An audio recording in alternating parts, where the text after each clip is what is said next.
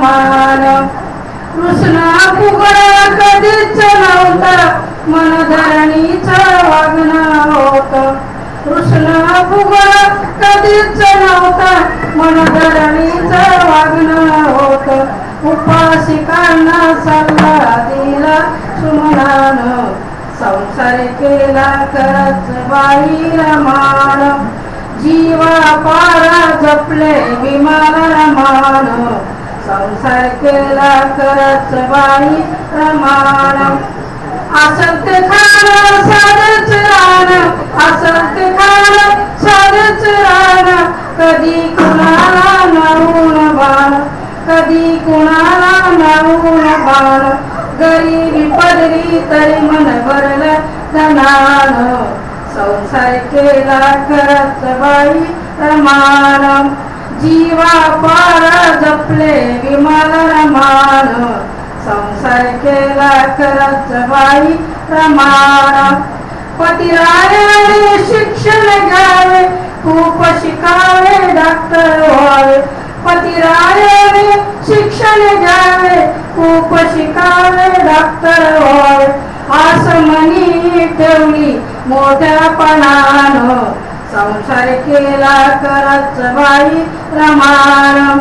आस मनी ठेवली मोठ्यापणानं, संसार केला करत बाई रमान.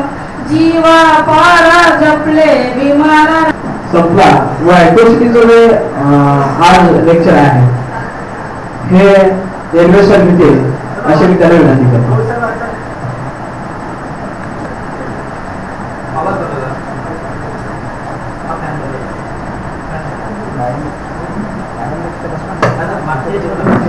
नमस्कार. आणि आज मी शिबिराचा पहिला दिवस ऑथोराइजपणे सुरू करतो.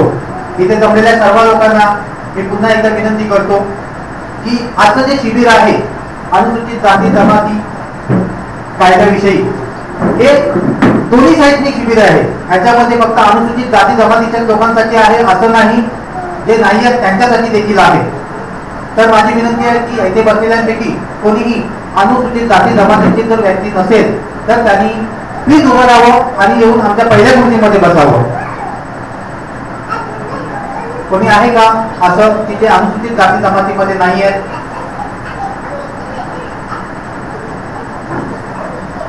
ठीक आहे.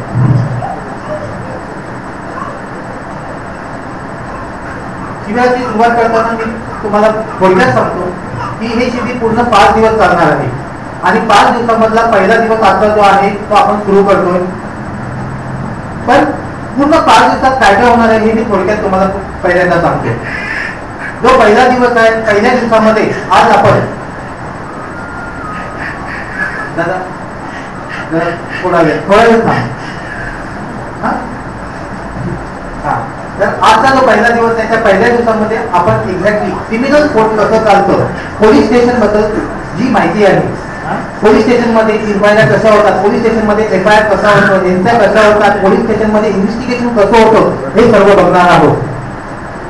दुसरा दिवस आहे जो 14 तारखेला आहे. त्या दिवशी आपण पूर्ण ॲट्रॉसिटी कायदा जो आहे त्याला सुरू करणार आहोत. दुसरा, तिसरा आणि चौथा दिवस पूर्ण ॲट्रॉसिटी कायदा आपण शिकणार आहोत आणि 5वा दिवस जो आहे तो ॲट्रॉसिटी कायदा आणि RTI ऍक्ट ह्या दोघांच्या RTI ऍक्ट मधून जास्तीत जास्त ॲट्रॉसिटी संबंधित माहिती आपण कशी कलेक्ट करू शकतो आणि त्याचा उपयोग कसा करू शकतो हे व्यवस्थित पाहणार आहोत. आजच्या शिबिराच्या पहिल्या दिवशी सुरू करताना मी जो पहिला महत्वाचा टॉपिक आहे तो सुरू करतो. जर तुम्ही कोणी वया, पेन, पुस्तकं आणलेली असेल तर प्लीज उघडा आणि नोट करायला माझी कोणती हरकत नाही. पण माझी विनंती आहे जास्तीत जास्त तुम्ही लक्ष द्या आणि जास्तीत जास्त दोन्ही बाजूंनी संवाद साधण्याचा प्रयत्न करा. खरं तर ॲट्रॉसिटीची अशी शिबिर घ्यावी किंवा माहिती सांगावी किंवा असं प्रशिक्षण शिबिर घ्यावं असं का, असा प्रश्न सर्वांना पडलेला असेल ज्या पुढे आता एकमतात. हे असं का, असं काय कारण आहे की ॲट्रॉसिटी बद्दल शिक्षण द्यावं म्हणून अनुसूचित जाती जमातीच्या लोकांना शिकवावं आणि त्यांना त्यांच्या कायद्याबद्दल माहिती द्यावी असं का?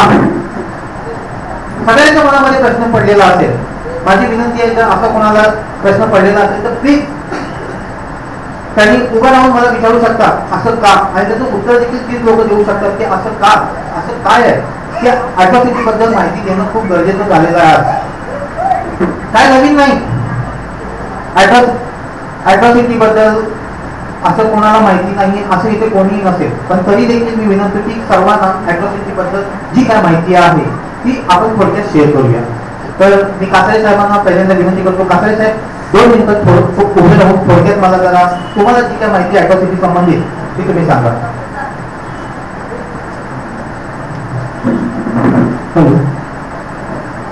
तसं तर अॅट्रॉसिटी कशी व्हावी किंवा कशा पद्धतीने केलं जाते याच्याकडे आपल्याला जास्त अनुभव नाही. आम्ही सामाजिक कार्यकर्ते आहोत, कोणतं गावात कशा पण लाभलाय काय किंवा पोलीस स्टेशनला गेल्यानंतर पोलिसांबरोबर आम्ही त्यांच्याबरोबर जी अॅट्रॉसिटी असेल लावण्याचा प्रयत्न करतो, परंतु कायद्याने ते कशा पद्धतीने करतायत याची कधी आम्ही पाहणी केली नव्हती. तर या विषयावरती मी तरी जास्त काही बोलू शकत नाही. माझी विनंती आहे, आमचे वकील साहेब इथे हजर आहेत, त्यांनी थोडक्यात अॅट्रॉसिटी बद्दल थोडक्यात की समाजामध्ये अॅट्रॉसिटी बद्दल काय माहिती आहे एवढं थोडक्यात फक्त 2 मिनिटांमध्ये सांगण्याची विनंती करावी. सर विनंती आहे. मी सांगतच नाही, पण त्याच्या अगोदर समाजामध्ये काय माहिती आहे तुम्ही सांगा.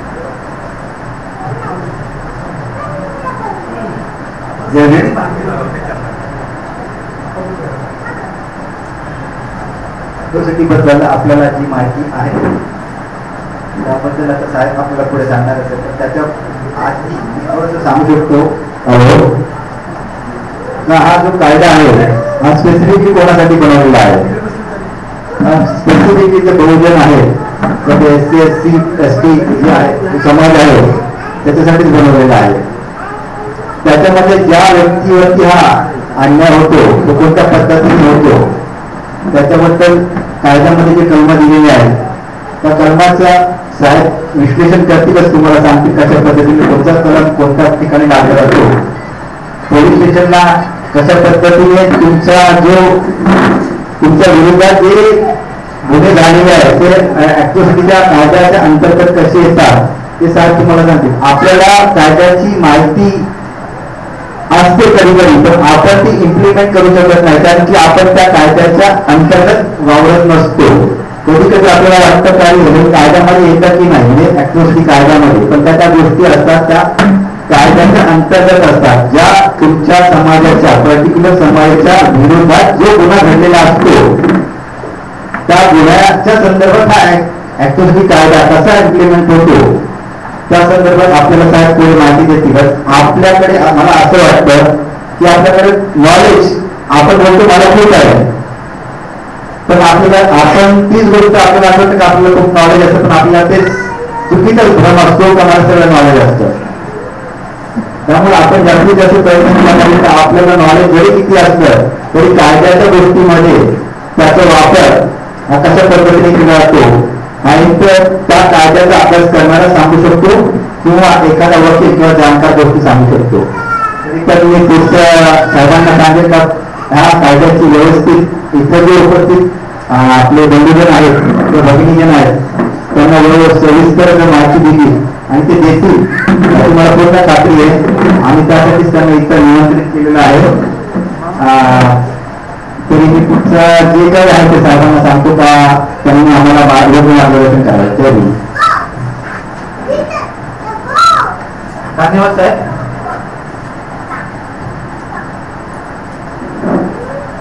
एकंदरीत महाराष्ट्राची स्थिती भारताची स्थिती जर पाहिली तर भारताचा इतिहास जो आहे हा शोषण आणि शोषण व्यवस्थेचा इतिहास आहे. हे काय मला सांगायची वेगळी गरज नाही. भारताचं संविधान लागू होण्यापूर्वी या देशाचे कायदे कसे होते, या देशाची व्यवस्था कशी होती हे काय सांगण्याची गरज नाही. आता जवळजवळ 60 वर्ष झालेली आहेत आणि 60 वर्षामध्ये स्वातंत्र्यानंतर आजची परिस्थिती काय आहे कशी आहे ही काय वेगळी सांगण्याची गरज नाही.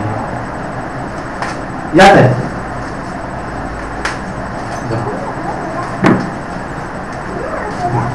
बसून घ्या.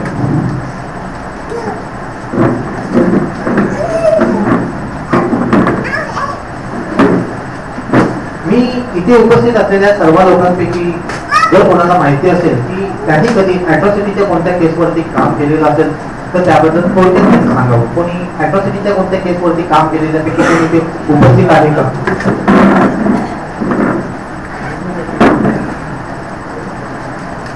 कोणी आहे का ज्यांनी अॅट्रॉसिटीचा एफआयआर दाखल करण्यासाठी प्रयत्न केला किंवा एखादी अॅट्रॉसिटीच्या संबंधित कोणती घटना घडलेली आहे? प्लीज प्लीज साहेब, प्लीज प्लीज. सर्वप्रथम सर्वांना नुकतीच आमच्या विभागामध्ये विक्रोळी आपलं तांदूळमाळ चळवळीजवळ इथे 2 तारखेला अॅट्रॉसिटी घेण्यात आली आहे. त्यासाठी आम्ही दबाव आणून ती अॅट्रॉसिटी दाखल केली. वास्तविक अॅट्रॉसिटी दाखल करताना जे साक्षीदार लागतात ते ओपन मध्ये असावेत का आपल्या जातीचे असावे या संदर्भात थोडी माहिती हवी. दुसरी गोष्ट, कारण पोलीसवाले नेहमी बोलतात की ओपन वाला साक्षीदार पाहिजे म्हणून. दुसरी गोष्ट म्हणजे अॅट्रॉसिटी दाखल केली आहे पण प्रिज्युडाइज माइंडनी पोलीस स्टेशन हे प्रिज्युडाइज माइंडनी सर्व ऑफिसर काय आपले असतात काय इतर समाजाचे हिंदू मेंटॅलिटीचे असतात ते क्रॉस कंप्लेंट देतात आणि तिथेच कमी होईल असं ते प्रयत्न करतात. टेक्निकली काय तोट्यात ठेवतात त्याच्यामध्ये. असं आमच्याकडे झालं. अॅट्रॉसिटी दाखल केली आणि काही तासांतराने जसं जमा घरी गेला तर ज्यांनी फिर्याद दाखल केली त्यांनाच परत त्यांच्यावर गुन्हे दाखल केले. अॅट्रॉसिटी 1 जणांवर घेतली पण गुन्हे दाखल 5 जणांवर घेतले. ही नुकतीच परवाची घटना आहे आणि हा कायदा महाराष्ट्रामध्ये जो आहे की भारतावर लागू आहे. 1889 चा कायदा करण्यात आला महाराष्ट्रामध्ये आणि दररोज अॅट्रॉसिटी दाखल मागे पण अॅट्रॉसिटी दाखल झाल्या महाराष्ट्रामध्ये 1972 ला मराठवाड्याच्या दंगलीमध्ये आणि ग्रामविस्ताराच्या वेळेस त्या परत रद्द करण्यात आल्या राजकीय निर्णय घेऊन. कमीत कमी 2,5-3 हजाराच्या त्या मोबदल्यामध्ये राज्य सरकारने प्रिव्हिलेज माइंडनी त्या रद्द केल्या अॅट्रॉसिटी. तर या अॅट्रॉसिटीला काय म्हणजे एवढंच ते हे होत नाहीये. तर याबद्दल थोडीशी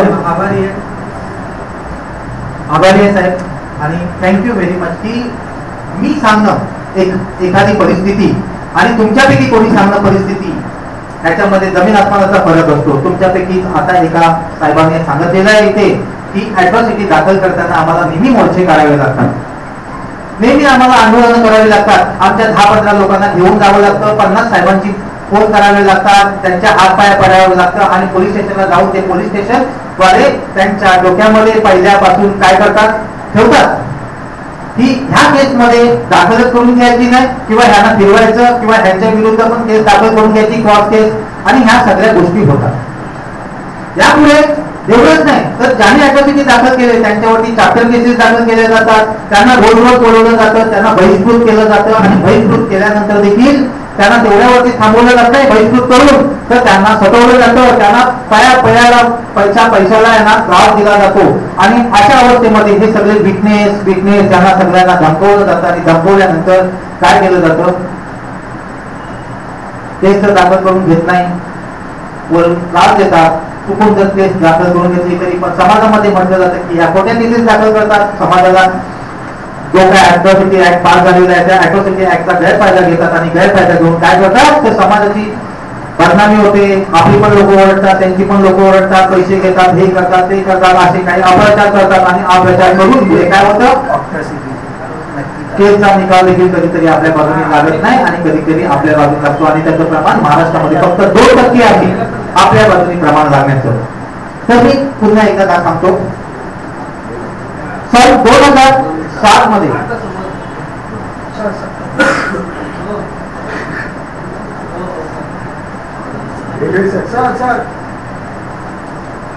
जी सर बोला. हमारा है ना जब आपका क्लास है ना अॅट्रॉसिटी ऍक्ट काय आहे ना त्याच्याबद्दल पहिली माहिती सगळी माहिती आणि त्याच्यानंतर जे गुन्हे वगैरे त्याच्याबद्दल नक्की काय अॅट्रॉसिटी म्हणजे काय. साहेब मी हे शिबिर सुरू करताना सांगितलं होतं की आज अॅट्रॉसिटीचा जरी पहिला दिवस असला तरी पण आज बेसिक प्रोव्हिजन ज्या क्रिमिनल कोर्टाच्या आहेत पोलीस स्टेशनच्या आहेत त्याच सुरू होणार आहेत आणि पुढच्या तारखेपासून 14 तारखेपासून डिटेलमध्ये अॅट्रॉसिटीवरती आपण सुरुवात करणार आहोत. जिथपर्यंत त्या डिटेलमध्ये तुम्ही बघत नाही तिथपर्यंत अॅट्रॉसिटीला हात घालण्यात काही अर्थ नाही. ऍट्रॉसिटी म्हणजे काय ते पहिलं सांगा आम्हाला, म्हणजे त्याच्यानंतर आम्हाला ते केस काय आहेत ते आम्हालाही कळतील. हो साहेब, ऍट्रॉसिटी म्हणजे काय हे सांगते सर्वात पहिल्यांदा. ऍट्रॉसिटी म्हणजे काय, तर जे कायद्याचं नाव आहे त्या कायद्याचं नाव आहे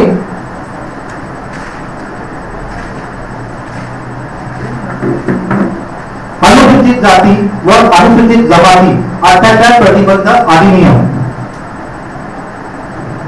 साहेब तुमच्यासाठी पुस्तक मुद्दामून दाखवतो. ह्या कायद्याबरोबर त्याच्याबरोबर रूल आहे एक, त्याच्यानंतर नुकताच 2014 साली रूल अमेंड झालेला आहे, त्याचं जी आर आपल्याकडे आहे.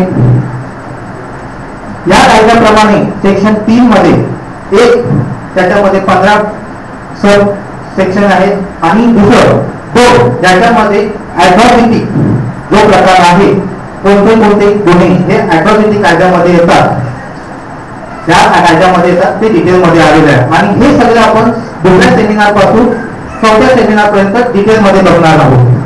तत्पूर्वी आपण आता बघणार आहोत की ऍट्रॉसिटी कायदा हे दाखल करताना, ऍट्रॉसिटीचे एफआयआर दाखल करताना साहेबांनी मगाशी सांगितलं की किती अडचणी येतात. या अडचणीला लोक आम्ही नेहमी का सहन करतो, आमच्यापैकी किती कोण लोक आहेत ज्यांच्यावरती ऍट्रॉसिटी होते, त्यांना ह्या सगळ्या गोष्टी का कराव्या लागतात. सर्वात महत्वाचं त्यांना आंदोलनं करावीच लागतात. असं का होतं, कुठे आम्ही पोलीस स्टेशनला गेलो की आमची फिर्याद दाखल करून का घेतली जात नाही. इन्व्हेस्टिगेशन करताना जाणीवपूर्वक का म्हणून अशा चुका ठेवल्या जातात. 2% महाराष्ट्रामध्ये फक्त 2% कन्व्हिक्शन रेट का आहे. या सगळ्या गोष्टींचा विचार करण्यापूर्वी सर्वात पहिल्यांदा आज आपण बघणार आहोत की क्रिमिनल कोर्ट कसं चालतं, पोलीस स्टेशन कसं चालतं, पोलीस स्टेशन मध्ये नक्की काय घडतं आणि काय घडत नाही. तुमच्यापैकी इथे बरेच जण पोलीस स्टेशनला गेलेले असणार, बरोबर आहे साहेब. पोलीस स्टेशन मध्ये गेल्यानंतर तुम्ही तिथे गेल्यानंतर तुम्ही आलात तर तुमचं स्वागत केलेलं आहे का कोणी. कोणत्या ऑफिसरने थोडे फरक आला साहेब, तुम्ही आलात काय पुन्हा घ्यायला सांगा आम्हाला, असं कोणी बोललं का कधी. तुम्ही कधी जर गुन्हा दाखल करण्यासाठी गेला कोणतं, तर तुम्हाला तुमचं ऐकून पूर्ण घेऊन व्यवस्थितरित्या पोलीस स्टेशन मध्ये एफआयआर दाखल करून घेतला गेलेला आहे का. कोणी हे म्हणणार आतापर्यंत इथे आहे का. जर असेल तर त्यांनी हात वरती करा प्लीज. तर नाही त्या लोकांची गोष्ट जे अनुसूचित जाती जमातीमध्ये येतात त्यांच्यावरती अन्याय झालेला आहे आणि ती लोक पोलीस स्टेशनला गेली तर त्यांचं एफआयआर सहज कोणी दाखल करून घेईल का. जर सर्वसामान्य माणसांचा जर एफआयआर दाखल करून घेतला जात नाही तर आज आपण ते पाहणार आहोत. त्यातली महत्वाची गोष्ट आहे पोलीस तपासातली. पोलीस तपास जो आहे त्या पोलीस तपासातल्या कायदेशीर गोष्टी बघणार आहोत. त्यापैकी पोलीस तपासातल्या कायदेशीर गोष्टींपैकी सगळ्यात पहिल्यांदा आज आपण बघणार आहोत पोलीस तपासातील पहिली खबर, जी फक्त पहिली खबर. आणि दुसरी गोष्ट बघणार आहोत की ऍट्रॉसिटी ऍक्ट मधली पहिली खबर. तर तुमच्यापैकी इथे कोणी आहे ज्यांनी एफआयआर दाखल केलेला आहे कधी. एफआयआर बद्दल कोणाला माहिती आहे, एफआयआर कसा दाखल करतात. तर आज आपण सविस्तरपणे पाहणार आहोत पहिली खबर आणि ऍट्रॉसिटी ऍक्ट मधली पहिली खबर. त्याच्यानंतर पुढे आपण पाहणार आहोत पोलिसांसमोरील जबाब आणि ऍट्रॉसिटी ऍक्ट मधला पोलिसांसमोरील जबाब कसा द्यायचा त्याबद्दलची माहिती. प्लीज जरा नोट करून घ्या म्हणजे विषय मला विसरता येणार नाही आणि मी व्यवस्थित करून घेईन. पहिला आहे एफआयआर आणि ऍट्रॉसिटी ऍक्ट मधील एफआयआर.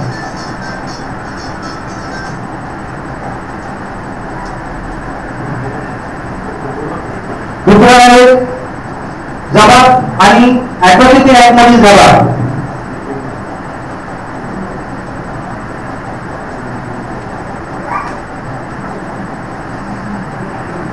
जबाब कुणाचे पण जे लोकांवरती अत्याचार होतात ते फक्त विषय लिहून घ्या तुम्ही, मी बाकीचे बघतो पुढे.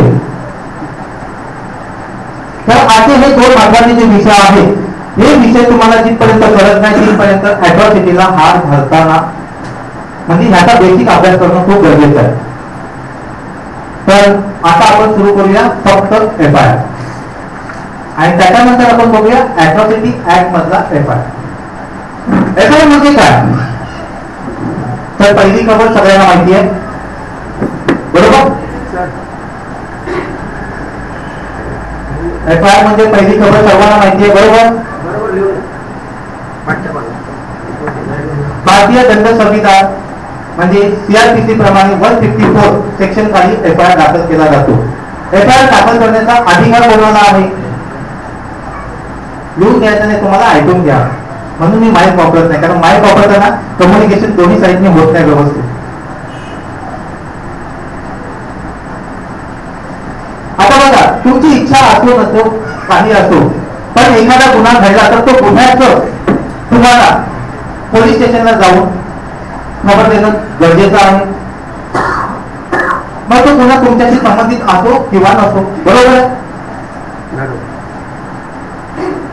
त्या गुन्ह्याच्या संदर्भात पोलीस स्टेशनला वर्दी दिल्यानंतर त्या पोलीस जो कोण ड्युटी ऑफिसर असतो त्या ड्युटी ऑफिसरनी तुमची वर्दी तुम्ही दिली तिथे खबर दिली, ती खबर दिल्यानंतर तो काय करणार? सर्वात पहिल्यांदा काय करणार? कोणी सांगू शकतं? कोणाला माहिती आहे? तो FIR लिहून घेईल का? नाही घेणार. का लिहून नाही घेणार? तो त्याच्या घरात कारण सांगणार. कोणतं कारण सांगणार? संपूर्ण माहिती दिल्याशिवाय FIR कसं होणार? बरोबर आहे. संपूर्ण माहिती द्यायला पाहिजे, कशाबद्दल FIR लिहायची. बरोबर आहे. आणखीन दुसरं काय?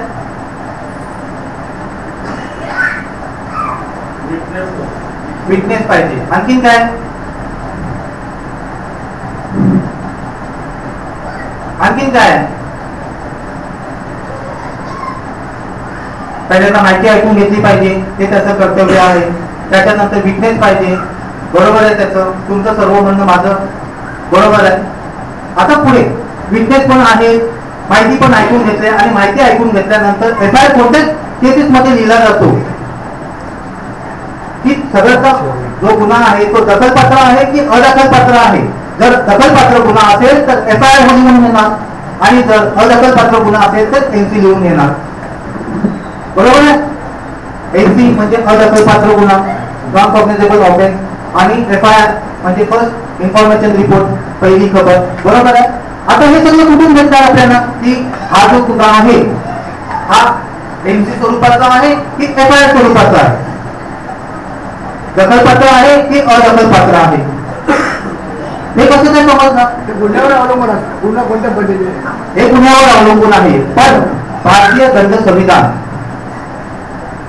त्याच्यामध्ये सगळ्या गुन्ह्यांचे एक जे गुन्हे आहेत त्या गुन्ह्यांची एक यादी लिहिलेली आहे आणि ते 2 प्रकारे डिवायडेड केलेले आहे. त्यापैकी पहिला प्रकार जो आहे तो डेफिनेशनचा आहे आणि दुसरा प्रकार जो आहे तो पनिशमेंटचा आहे. आणि ह्या सगळ्या गोष्टींचं ज्यावेळेला एखादा गुन्हा घडतो त्या गुन्ह्याची जे डेफिनेशन आहे की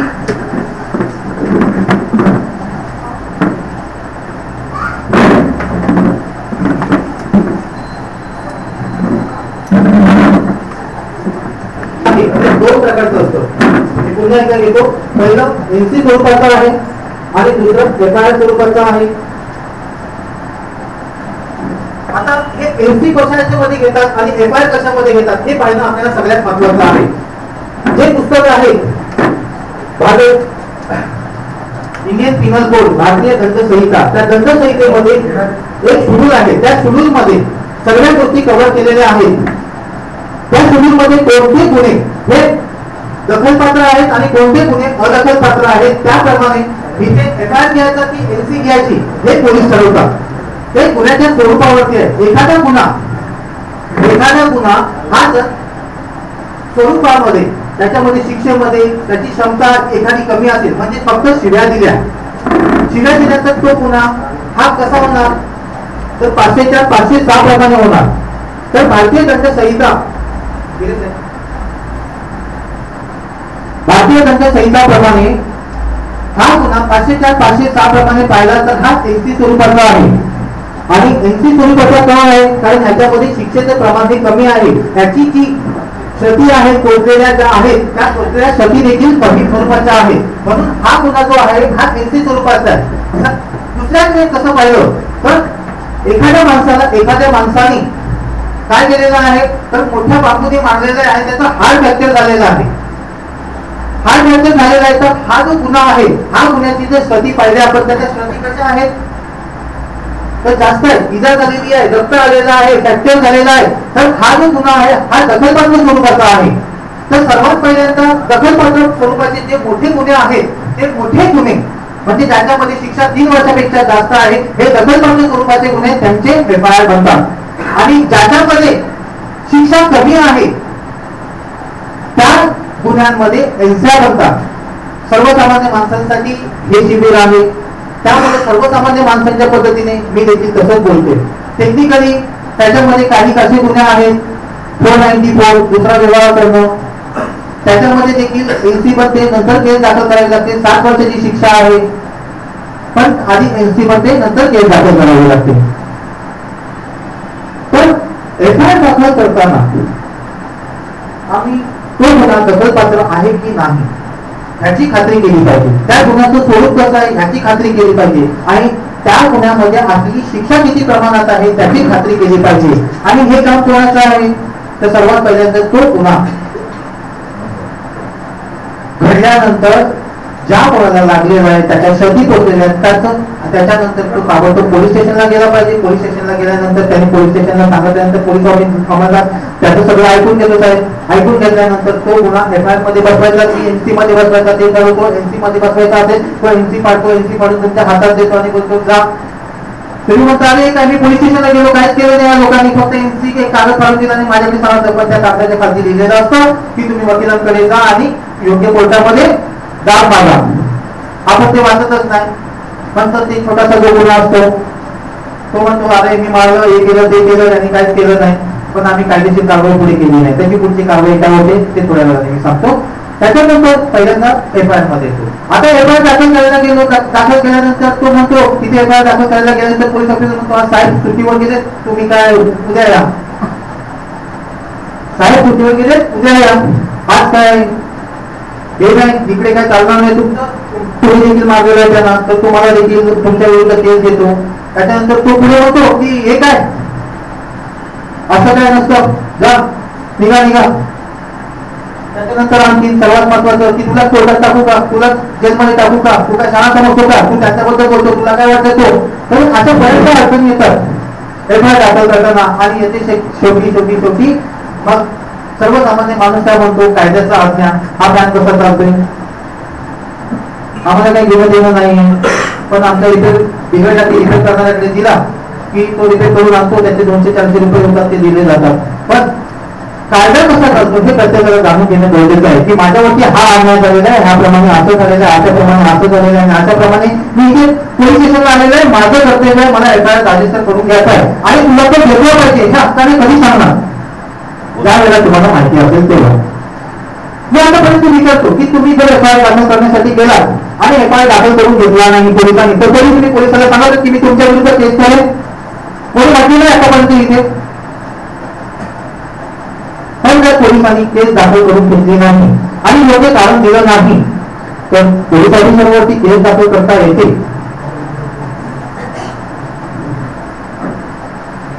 कशी एका वेगळ्या संस्थेमध्ये अशी तुम्हाला पैकी जर कोणाला वाटत असेल तर पोलीस ऑफिसरनी केस दाखल केली नाही म्हणून त्याच्यावरती केस दाखल करता येते.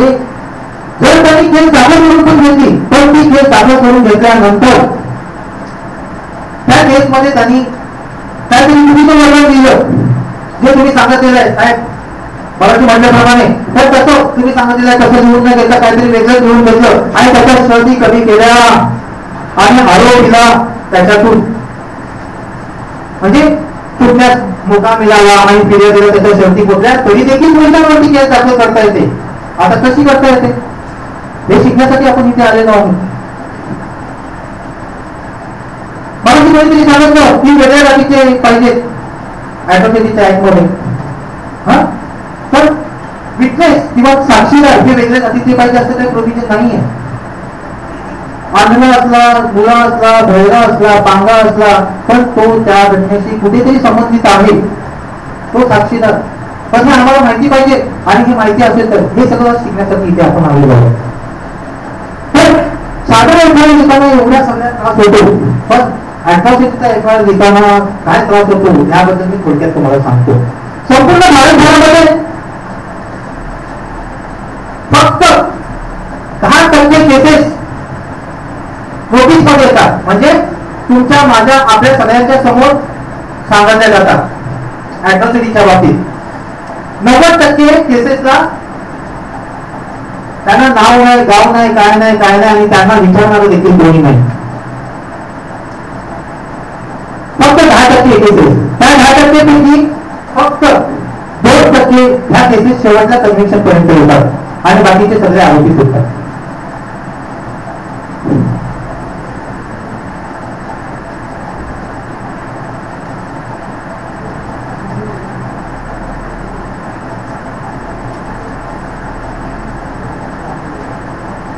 दाखल करणं हा प्रत्येक नागरिकाचा अधिकार आहे, ज्याच्या विरुद्ध काहीतरी असे झालेलं आहे की जे गुन्ह्याच्या स्वरूपात झालेलं आहे. प्रत्येकाला इथे समता प्रस्थापित करण्याचा अधिकार आहे, प्रत्येकाला इथे आपल्या मालमत्तेचं रक्षण करण्याचा अधिकार आहे, स्वतःच्या जीविकाचं रक्षण करण्याचा अधिकार आहे. आणि कोणतीही गोष्ट असं तो करत असताना जर कोणी त्याच्या जीविताला काही दुखापत केली, मालमत्तेला दुखापत केली, तर त्यांना त्या संदर्भात पोलीस स्टेशन मध्ये जाऊन एफआयआर दाखल करण्याचा पूर्ण अधिकार आहे. पहिली बाब तुम्हाला क्लिअर झाली? कोणाला काही याच्याबद्दल विचारायचं आहे? मी विनंती करेन की मगाशी 25 पूर्ण जाऊन दाखवलं गेलं, बरोबर आहे ताई? त्या 25चा पहिला तो भाग आहे, तो मी पुन्हा एकदा ऐकण्याची विनंती करतो. मगाशी कोणी 25 लिहिलं होतं?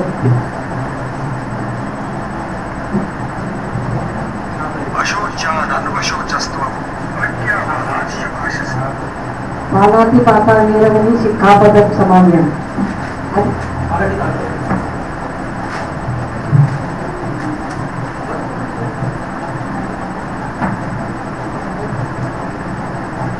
पानाची पाता निरवनी शिखापदक समाधियामी. मराठीमध्ये कोणाला अर्थ माहिती आहे पप्पा? सांगा दादा प्लीज. कोणत्याही प्राणी मात्राची हत्या करणार नाही. ज्यावेळेस एखादा व्यक्ती कोणत्याही प्राणी मात्राची हत्या करतो किंवा मनुष्य प्राणीची हत्या करतो किंवा त्याला दुखापत होते त्यावेळेला गुन्हा होतो. आता जर प्राणी मात्राची हत्या केला 302 लागलं सेक्शन, पण तो मेला नाही, म्हणजे मेला प्राणी माणूस म्हणून जर मेला तर 302 लागलं. पण त्या माणसाला जर दुखापत झाली, साधी दुखापत झाली तर 323. जर गंभीर स्वरूपाची दुखापत झाली 324. जर त्या माणसाला आणखी गंभीर स्वरूपाची एक हत्याराने जर दुखापत झाली 324. जर त्या माणसाला पॉइझन देऊन दुखापत देण्याचा प्रयत्न केला 328. जर त्या माणसाला जीव घेण्याचा प्रयत्न केला पण त्याचा जीव वाचला पण खूप मोठी दुखापत झाली की त्या दुखापतीमुळे तो मरणं शक्य होता तर 304 अटेम्प्ट टू मर्डर त्याला म्हणतात. तर हे जे गुन्हे आहेत हे सगळ्या गुन्ह्यांपैकी पहिला गुन्हा जो मी सांगितला 323चा हा NC मध्ये येतो. बाकीचे सगळे गुन्हे जे आहेत ते FIR मध्ये येतात. आता 25 पुन्हा मी विनंती करेन की बोलून दाखवा प्लीज. अभिन्न दाना निरवनी शिखापदक समान्य.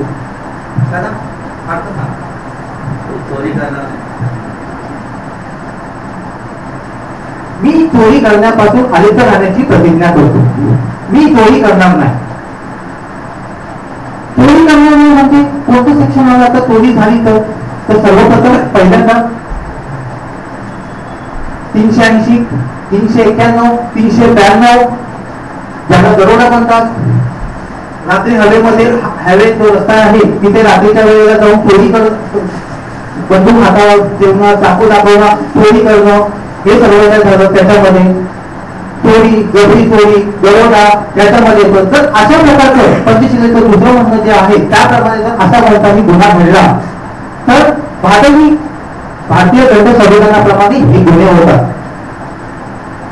लक्षात येते तुमच्या सर्वांच्या? मी एफआयआर कोणत्या सेक्शन मध्ये दाखल करतात, तर ह्या सगळ्या सेक्शन मध्ये जर असा कोणता गुन्हा घडलेला असेल तर एफआयआर दाखल करतो. मी त्यांना पुन्हा विनंती करतो की तिसरं जे आहे ते लवकरात लवकर सांगावं. कामे सांगितण्याच्या वेळेमध्ये शिक्कापदम समाधी.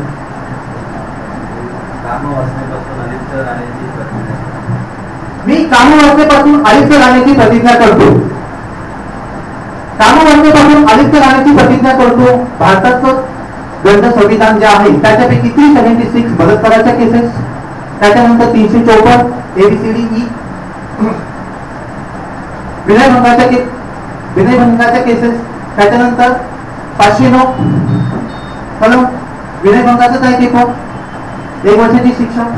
त्याच्यानंतर दुसरं लग्न केलं 392 394 494 494 494 495 497 या सगळ्या ज्या केसेस आहेत या सेक्शन मध्ये, त्याच्यामध्ये 494 494 मध्ये एनसी होते. विवाहाच्या संबंधित जे काय आहे त्याच्यामध्ये पहिल्यांदा एनसी होते, नंतर मग त्यांच्या केसेस दाखल केल्या जातात. या व्यतिरिक्त ज्या काय 376 377 375 प्रमाणे डेफिनेशन आहे बलात्काराची. आणि ह्या केसेस मध्ये सगळ्यात पहिल्यांदा काय होतं, एफआयआर बनतो. आणि एफआयआर बनल्यानंतर काय होतं, पुढची प्रक्रिया काय होणार आहे तुम्ही थोड्या सांगणार. आणखी 2 उरलेले तुम्ही आपण कळू. दुसरा आधार शिक्कापदम. मी खोटं बोलणार नाही, खोटी कृती करणार नाही. 420 419 415 प्रमाणे डेफिनेशन आहे. त्याच्यानंतर पुढे काय आणखी खोटं बोलणार नाही म्हणजे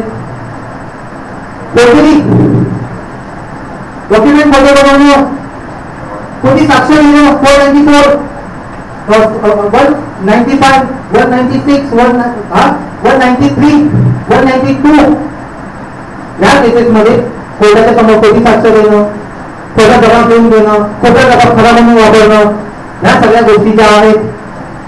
420 म्हणजे फसवणूक करणं, ठग करणं, दुसऱ्याची मालमत्ता गबरीने खोटं सांगून आपल्या ताब्यामध्ये ठेवणं, या सगळ्या केसेस मध्ये पहिल्यांदा एफआयआर बनतो. आणि एफआयआर बनल्यानंतर काय कारवाई होणार आहे, तर मी शेवट पुन्हा जे पाचवा आहे त्या पुढे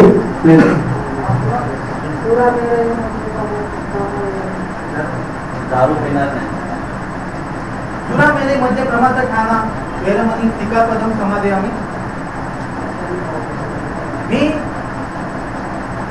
मी दारू पिण्यापासून आयुक्त राहण्याची प्रतिज्ञा करतो.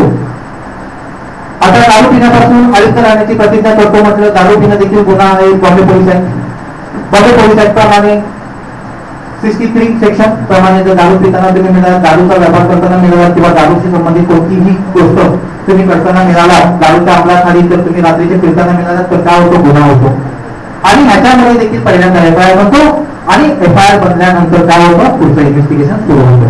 तर फक्त या पंचशिलेचं तुम्ही पालन केलं, थोडक्यात मी हे पंचशिलेनी का घेतलं, कारण या पंचशिलेचं तुम्ही पालन केलं तर भारताचं दंड संविधान जे आहे त्याच्यातले जास्तीत जास्त सेक्शन जे ह्युमन बॉडी म्हणजे मानवी शरीर, मानवी प्रॉपर्टी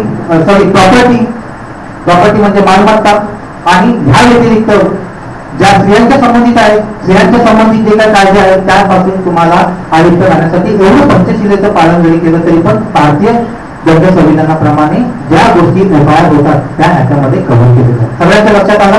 तर कोणत्या गोष्टीमध्ये एफआयआर म्हणतो, कोणाला याच्याबद्दल काय विचारायचं आहे. आता आयपीसी जे आहे तुम्ही इनडायरेक्टली तुम्हाला पंचशिलेच्या भागातून जी महत्वाची सेक्शन होते ते मी सांगून दाखवले.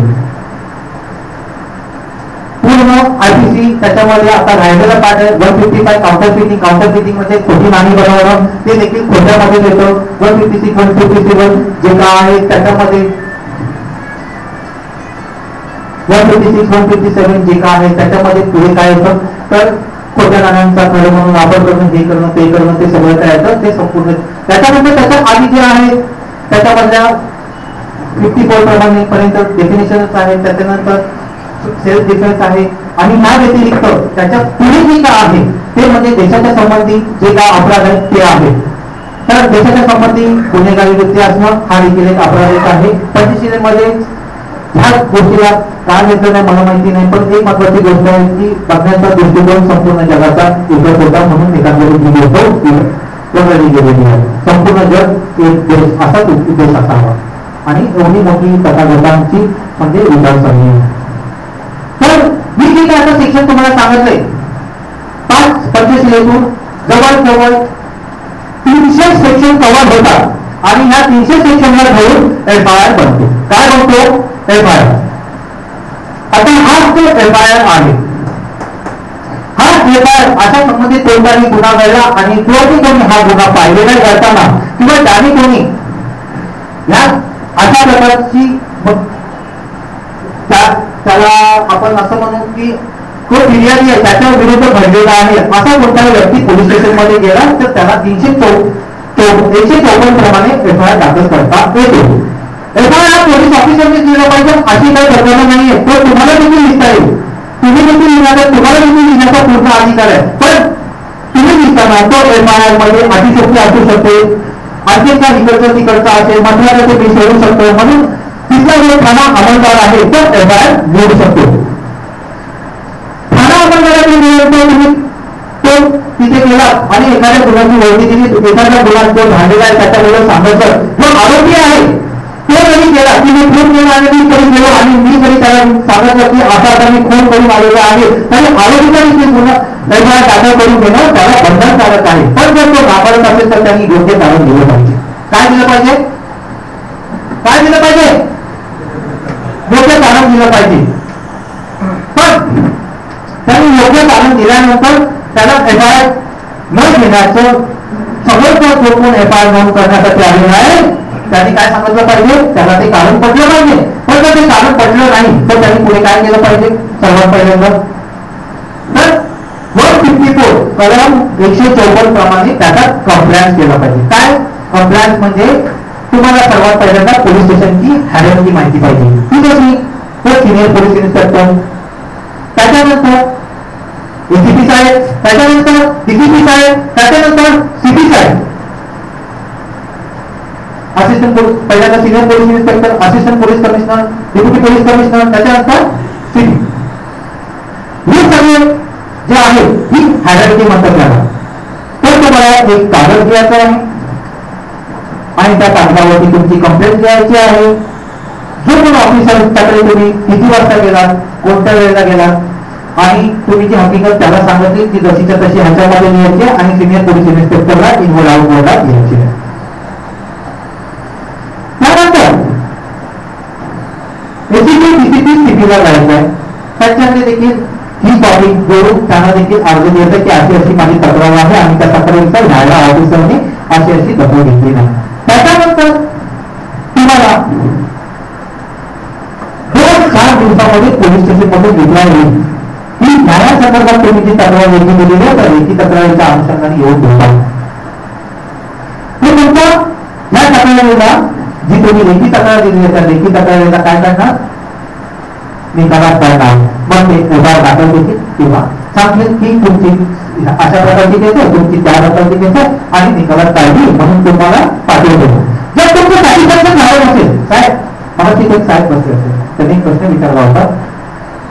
अच्छा हा साहेब, हा जर त्यांनी ती निकालात काढली आणि त्या निकालात काढल्यानंतर तुम्हाला जर सॅटिस्फॅक्शन झालं नसेल तर तुम्हाला ते complaint ACP, DCP, CP complaint घेऊन कोर्टामध्ये एक अर्ज करायचा आहे. त्या अर्जाला म्हणतात कलम 156(3) प्रमाणे अर्ज, कलम 156(3) प्रमाणे अर्ज आणि कोर्टामध्ये जज साहेबांना घडलेला जो काही प्रकार आहे तो सगळा त्या अर्जामध्ये लिहून घेऊन तो जज साहेबांच्या समोर ACP, DCP, CP चा कंप्लेंट घेऊन त्याच्याबरोबर तुमचं जे असलेले झालेल्या गुन्ह्याचं स्वरूप कोणत्या स्वरूपाचा आहे म्हणजे कोणता आहे, तो चोरीचा गुन्हा आहे, तो चारशेचा गुन्हा आहे म्हणजे फसवणुकीचा गुन्हा आहे किंवा आणखी कोणता गुन्हा आहे, हा सगळा जो काही गुन्ह्याचा प्रकार आहे हा जज साहेबांच्या समोर ठेवायचा आहे. आणि समोर ठेवल्यानंतर काय करायचं आहे?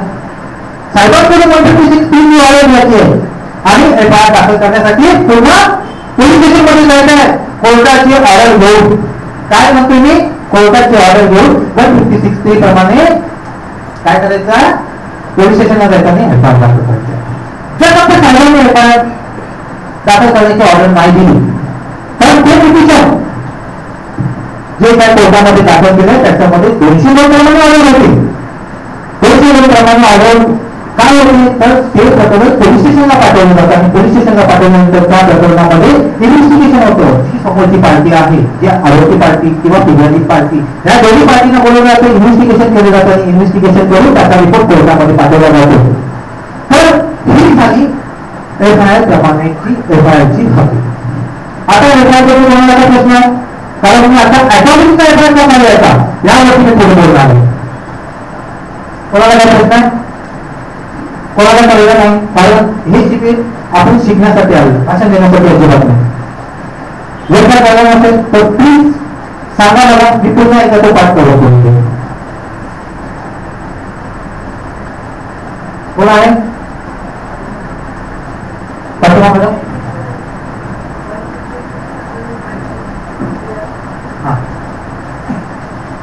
क्रिमिनल प्रोसिजर कोड, भारतीय क्रिमिनल प्रोसिजर कोड ज्याला म्हणतात,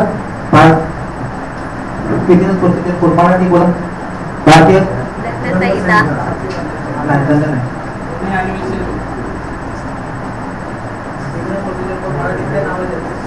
फौजदारी प्रक्रिया संहिता. फौजदारी प्रक्रिया संहिता एक पुस्तक आहे ज्याच्याप्रमाणे पूर्ण फौजदारी कोड चालतो. त्याच्यामध्ये कलम 156 म्हणून एक आहे, त्या कलमामध्ये 20 नंबर जे सबसेक्शन आहे त्याच्यामध्ये प्रोव्हिजन आहे, जर पोलिसांनी एफआयआर दाखल करून घेतला नाही आणि तुम्ही जर 154 प्रमाणे म्हणजे एफआयआर ज्याच्याप्रमाणे दाखल करतात त्याच्याप्रमाणे कंप्लेंट करून एसीपी सीपी एसपी गावाचं सांगतो एसपी पण असं वेगळे त्यांना जर तुम्ही जर लेटर दिलेले असाल नंतर मग ती तुमची ऍप्लिकेशन जर 156 प्रमाणे प्रथम वर्ग न्यायदंड अधिकारी किंवा कोर्टातले जे जज साहेब आहेत त्यांना अधिकारी कॉग्निस घेण्याचा त्यांच्या समोर जर ठेवली तर त्यांनी त्याच्यामध्ये 156 प्रमाणे एफआयआर रजिस्टर करण्यासाठी आणि इन्व्हेस्टिगेशन करण्याचे ऑर्डर करू शकतात. ठीक आहे. आता हे झालं नॉर्मल मध्ये एफआयआर जो भारतीय दंड संविधानाप्रमाणे असतो तो. आता मी जे तुम्हाला सांगतो ते ऍट्रॉसिटी ऍक्ट मधला एखादा गुन्हा घडला. ऍट्रॉसिटी ऍक्ट म्हणजे अनुसूचित जाती जमाती प्रतिबंधक कायदा, त्याचा कलम 3 त्यापैकी 1 आणि 2, 1 मध्ये 15 आहे, 1 ते 15 आणि 2 मध्ये 1 ते 2. त्याच्यामधला उदाहरणासाठी मी सेक्शन 3(1) मधला 1 जो गुन्हा आहे तो मी तुम्हाला थोडक्यात सांगतो. तुम्हाला ऍट्रॉसिटी ऍक्ट मधला तो पहिला गुन्हा जो आहे की एखाद्या अनुसूचित जाती जमातीच्या व्यक्तीला, एखादा अनुसूचित जाती जमातीचा जो व्यक्ती नाही आहे अशा व्यक्तीने जबरदस्तीने विष्ठा खायला म्हणणं किंवा मृत्यू पाहणं, बघा हा अनुसूचित जाती जमाती सेक्शन 3(1) मधला 1 जो गुन्हा आहे तो. आता मी पुन्हा एकदा ऐकवतो, लक्ष देऊन ऐका. अनुसूचित जाती जमाती प्रतिबंधक कायदा प्रमाणे कलम 3(1) प्रमाणे अनुसूचित जाती जमातीच्या एखाद्या व्यक्तीला जो अनुसूचित जाती जमातीचा व्यक्ती नाही आहे अशा व्यक्तीने जबरदस्तीने विष्ठा खायला घालणं किंवा मृत्यू पाहणं हा गुन्हा कळला. एक्झाम्पल साठी मी सांगतो तुम्हाला, जरा एक मिनिट उभे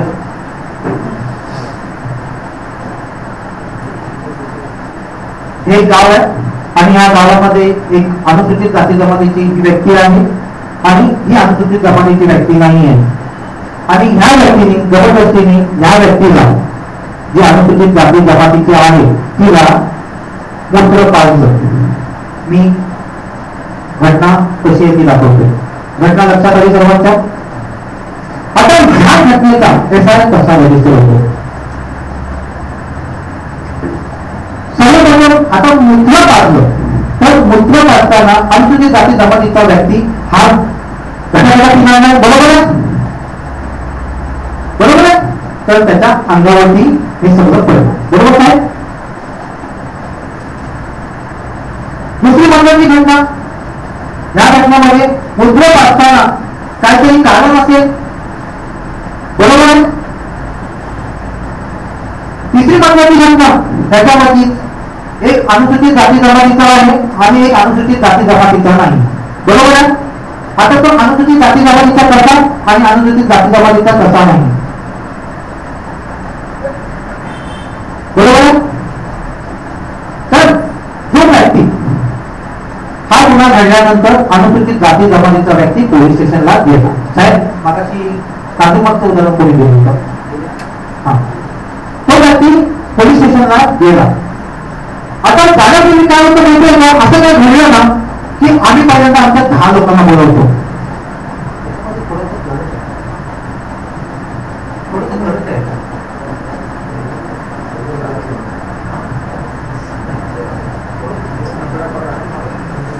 ज्याला मंत्र पाहिलेला आहे अनुसूचित जाती जमातीची जी व्यक्ती आहे ती पोलीस स्टेशनला जाण्यापूर्वी काय करते, 10 लोकांना बोलवते. काय बोलते, तू ये बाबा, तू ये बाबा, तू ये तू ये तू ये तू ये, बघा काय झालं, बघा काय झालं, बघा काय झालं, बरोबर आहे. असंच घडतंय ना, काही म्हणजे काय हो काय असंच घडतं ना.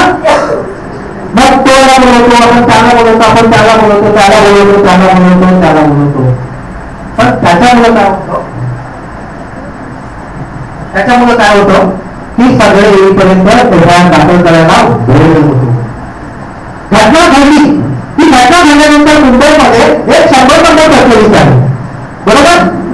100 नंबर प्रचलित आहे. तर घटना घडली नाही घडली की पहिल्यांदा तुम्ही 100 नंबरला फोन करा आणि इन्फॉर्म करा आणि पोलिसांना बोलवा.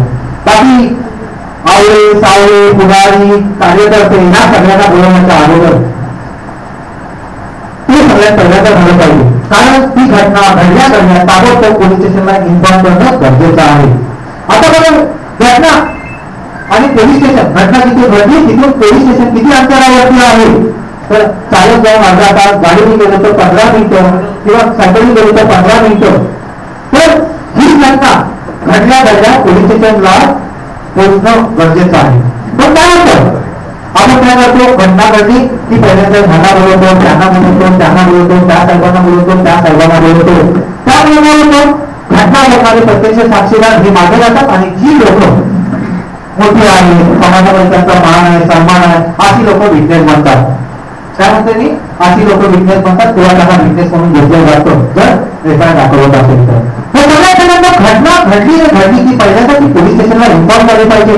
पोलीस स्टेशनला तुम्ही गेलं पाहिजे आणि जाण्यापूर्वी एवढा वेळ नाही झाला पाहिजे की मूत्र पाडण्याची जी प्रक्रिया, त्याच्यातलं ते शर्ट आहे, पॅन्ट आहे, त्याच्यावरती मूत्र पडलेलं आहे, तर ते म्हणजे बदललं नाही गेलं पाहिजे किंवा आणखी त्याच्यामध्ये काय वेगळी प्रक्रिया नाही झाली पाहिजे. त्याची मूत्र पाडलेलं त्याच्यावरती तुम्ही कपड्यांनी ते धुतलेलं आहे, काय घडलेलं आहे, काय घडलेलं आहे, आणखी काय घडलेलं आहे, बरोबर. तर घटना घडली की विलंब त्या घटनेला घालून तुम्हाला पहिल्यांदा पोलीस स्टेशनला पोहोचायचं. पोलीस स्टेशनला पोहोचल्यानंतर सर्वात पहिल्यांदा मी जात जपवली असं कोणी म्हणता कामा नये. कोणती घटना घडली तर सगळ्यात पहिल्यांदा तुम्ही तुमची जात सांगायची की मी अनुसूचित जाती जमातीतल्या ह्या जातीचा आहे. काय म्हणतो मी,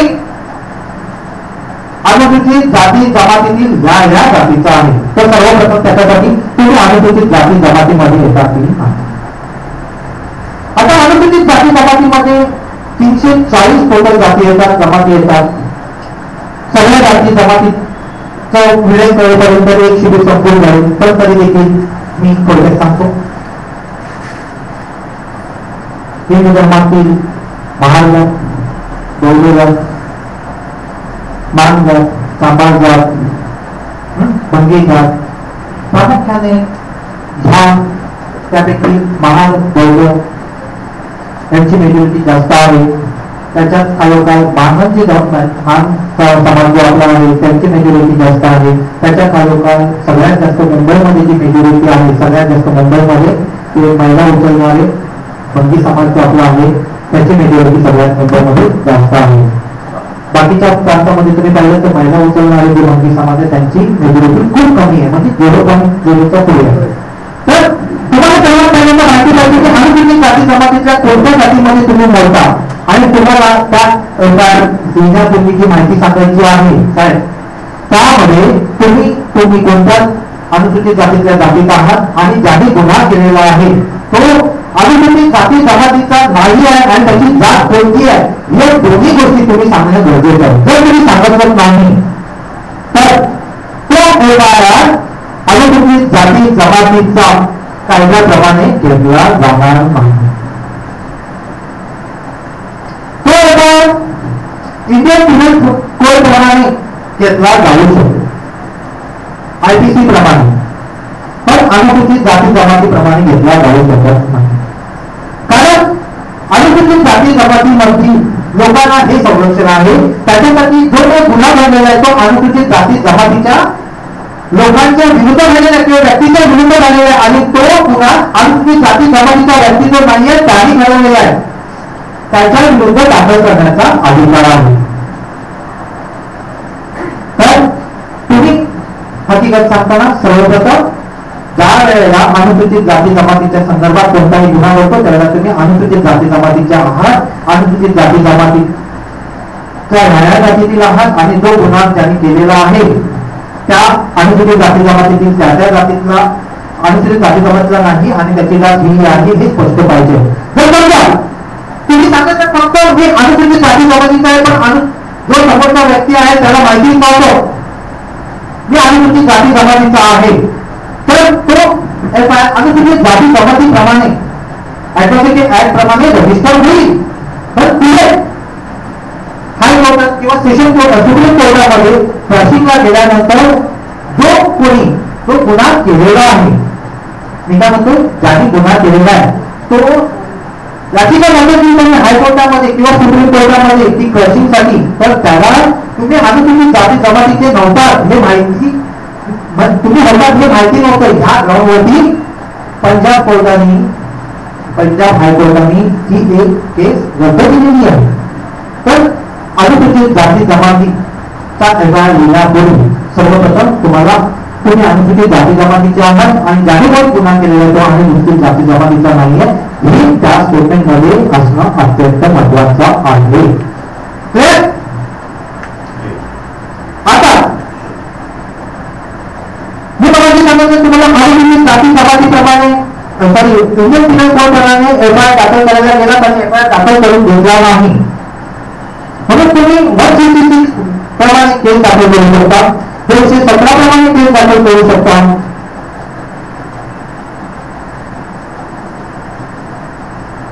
17 प्रमाणे केस दाखल करू शकता.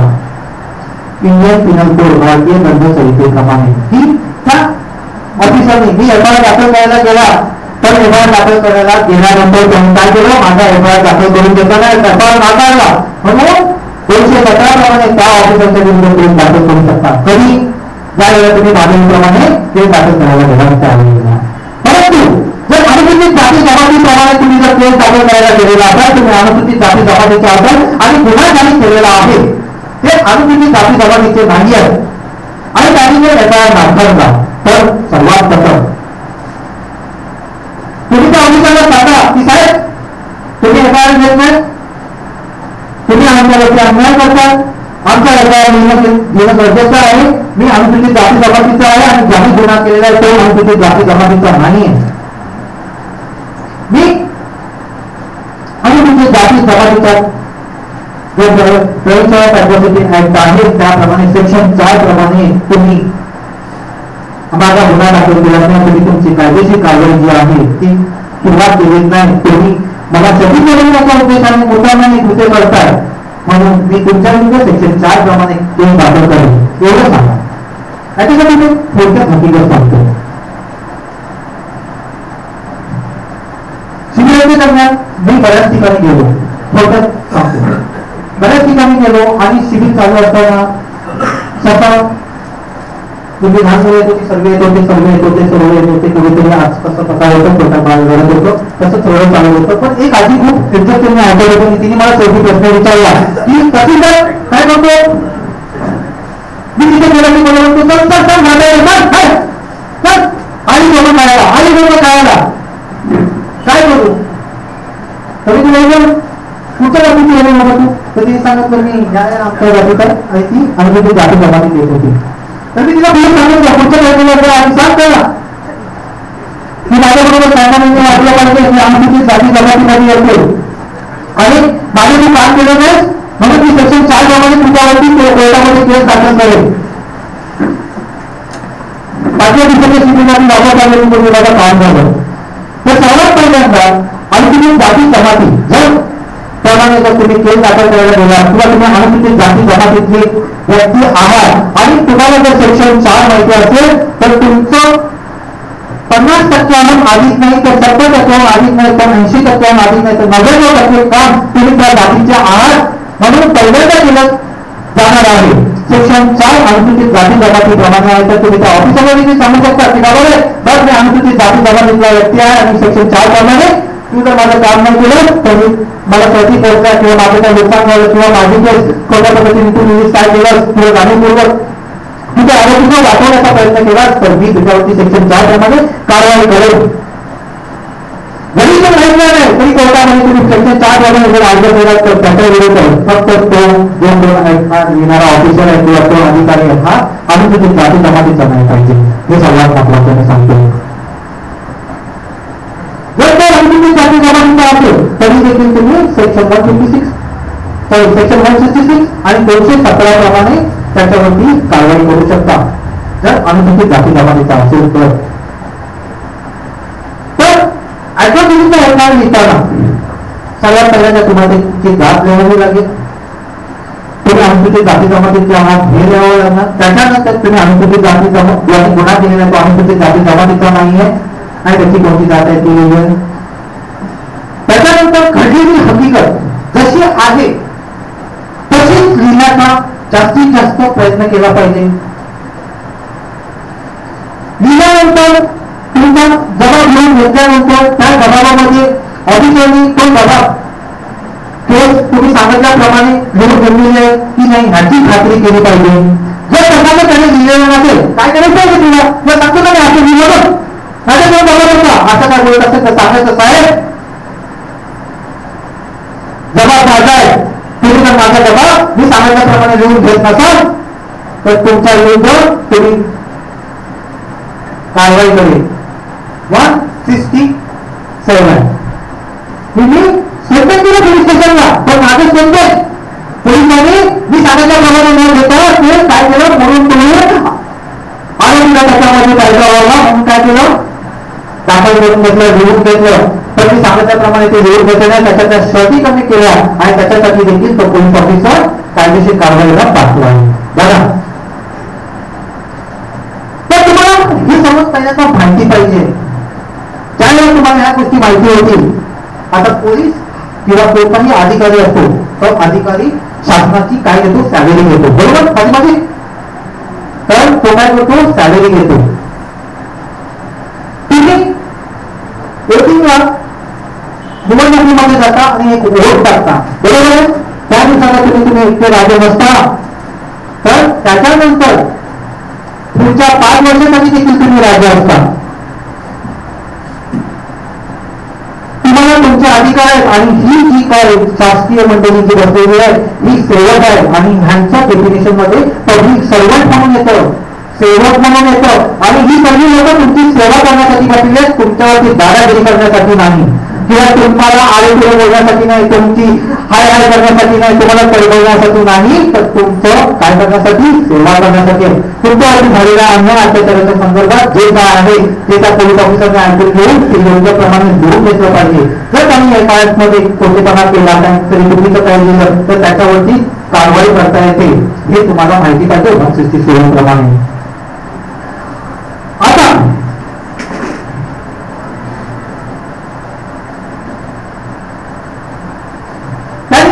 एफआयआर लिहून घेतला. एफआयआर मध्ये तुम्ही सांगितलं की हे सेक्शन लाव ते सेक्शन लाव ते सेक्शन लाव याचं थोडक्यात महत्वाचं होती. एक मिनिट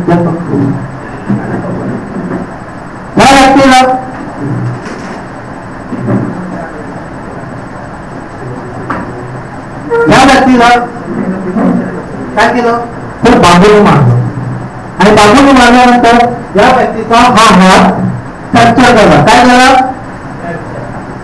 आता पुन्हा कोणत्या करून पत्र मिळणार बदल पात्र की अडकलं पत्र मगाशी मी घेतलं होतं बदल पात्र पण ऑफिसरकडे हा माणूस गेला आणि ह्या माणसाचा हात तुटलेला फ्रॅक्चर झालेला आहे, त्याच्यानंतर एक्सरे रिपोर्ट आहे तो पण आहे. पण पोलिसांनी काय केलं माहितीये का, ह्याचा जो गुन्हा आहे तो फक्त 323 प्रमाणे दाखल करून घेतला. काय केलं, एनसी दाखल करून घेतली आणि ह्याला पाठवलं. पण एवढं दाखल करून नाही घेतलं, किंवा या व्यक्तीचा गुन्हा फक्त 324 प्रमाणे दाखल करून घेतला आणि ह्या माणसाला पाठवलं. म्हणजे साधी मारहाण झालेली आहे असं दाखवलं. आता काय करू शकतो आपण, ह्या गुन्ह्यातील जो काय मेडिकल एव्हिडन्स होता, बरोबर आहे, हात फ्रॅक्चर झालेला आहे, बरोबर आहे, हात फ्रॅक्चर झाल्यामुळे काय झालेलं आहे, 326 जे सेक्शन आहे ते दिसलेलं आहे, बरोबर, ते लागलं पाहिजे. पण ऑफिसरने जाणीवपूर्वक ज्याने कोणी मारलं त्याच्यापुढे व्यवस्थेप्रमाणे किंवा आलेल्या परंपरेप्रमाणे किंवा आणखी कशा प्रकारे काहीतरी घेतलं किंवा त्याला वाचवण्याचा प्रयत्न केला, तो मोठा माणूस होता. तर आता हा गरीब माणूस काय करणार, तर याला न्याय मागण्याचा पूर्ण अधिकार आहे. हा सेक्शन 218 प्रमाणे त्या गुन्ह्यातल्या शर्ती कमी केल्या म्हणून कोर्टामध्ये जाऊन त्या ऑफिसरच्या विरुद्ध केस दाखल करू शकतो. एवढंच नाही तर तो कोर्टामध्ये हजर राहून त्या कोर्टामध्ये तो मेडिकल सर्टिफिकेट त्याच्या सरकारी वकिलातर्फे देऊ शकतो आणि त्याच्यामध्ये 326 सेक्शन वाढवून मिळवण्यासाठी अर्ज करू शकतो आणि 326 सेक्शन वाढवू शकतो. ऍट्रॉसिटीच्या ज्या त्या घटना घडतात, मी इथे कंपॅरेटिव्ह मुद्दा म्हणून देतो, कारण ऍट्रॉसिटी आणि आयपीसी बरेचसे स्वाभिमानाने जगण्यासाठी ऍट्रॉसिटी हा ऍक्ट अनुसूचित जाती जमातीतील लोकांसाठी आहे. तसाच गुन्हा होऊ नये प्रिव्हेंटिव्ह म्हणून आयपीसी आहे. आता पुढे एफआयआर दाखल करून घेताना या सगळ्या गोष्टी अजून देखील मुद्दामून एफआयआर दाखल न करता एनसी करून घेतली तर आपण मगाशी घेतलेलं आहे त्याच्याप्रमाणे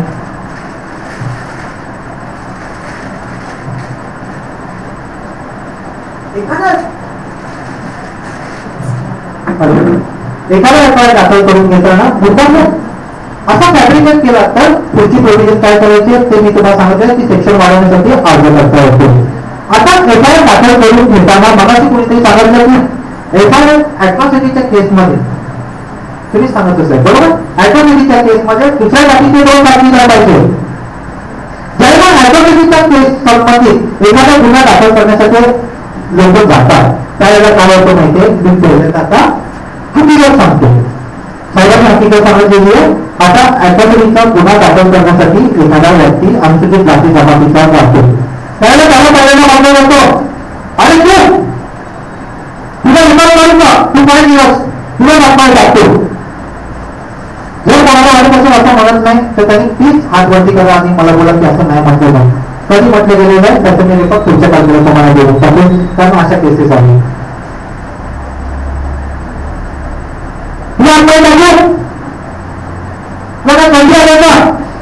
तुझं काय तुझं सांगा ना, तुला काय बोलतो, तुला काय तेवढा पैसा आहे का, हे काय हे काय हे असं काही नसतं. तुम्ही निघा, आज साहेब नाही आहेत, आपल्याला काय एवढीच कामं आहेत का, जा तुझ्या साहेबाचा वाद येतो, चल बोलतो नाही, जा पहिल्यांदा तिला बोलून जा, आंघोळ करून आणा, चला आम्ही करूया, बरोबर आहे. हे काय चप्पल घालून तुम्ही जा, चप्पल घालून द्या.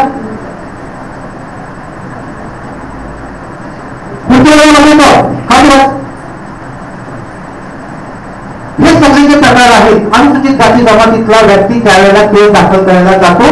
100 लोक गेली तर गावात खेड्यामध्ये गेलेला एखादा व्यक्ती 2 व्यक्ती नाही तर 12% व्यक्ती जी आहेत 12% ज्यांना अशा प्रकारे वाढवलं जातो.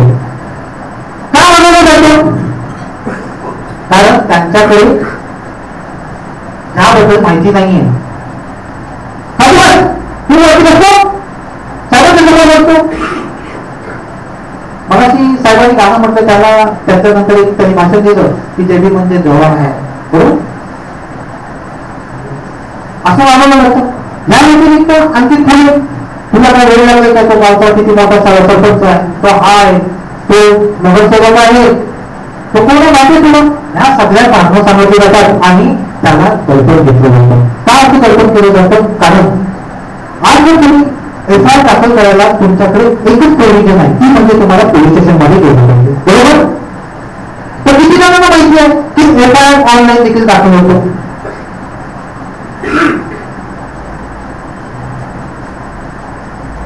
FIR ऑनलाईन देखील दाखल होतो. इंटरनेटच्या जमान्यामध्ये पोलीस स्टेशनची स्वतःची वेबसाईट आहे. जर तुमचा FIR दाखल करून कोण देत नसेल तर तुम्ही ऑनलाईन जा पोलिसांच्या वेबसाईट वरती आणि त्या ऑनलाईन वरती जाऊन देखील FIR दाखल करू शकता. मी मगाशी देखील सांगितलं होतं की पोलिसांची FIR ही मक्तेदारी नाही. ज्याच्या विरुद्ध तो गुन्हा घडला ज्यांनी पाहिलेला आहे किंवा ज्याला कोणाला गुन्ह्या संबंधित माहिती आहे तो जाऊन पोलीस स्टेशन मध्येच गेला पाहिजे असं नाही. तो कम्प्युटरवरती स्क्रीनवरती आता मोबाईल इंटरनेटवरती पण आलेला आहे, इंटरनेटवरती मोबाईलवरती इंटरनेट पण आलेला आहे, तर तिथे बसून देखील FIR दाखल करू शकतो. अजून काही खरं अशी गावं प्रगत नाही आहेत, पण अशी लोक जी आहेत यांना असं विक्रम FIR दाखल करायला गेल्यानंतर समोरच्या पार्टीला मुद्दामून फोन करून बोलावलं जातं, तुम्ही या. मग ती 25-30 लोक देत असतात आणि मग ते म्हणतात की हे बघा एवढ्या उघडपणे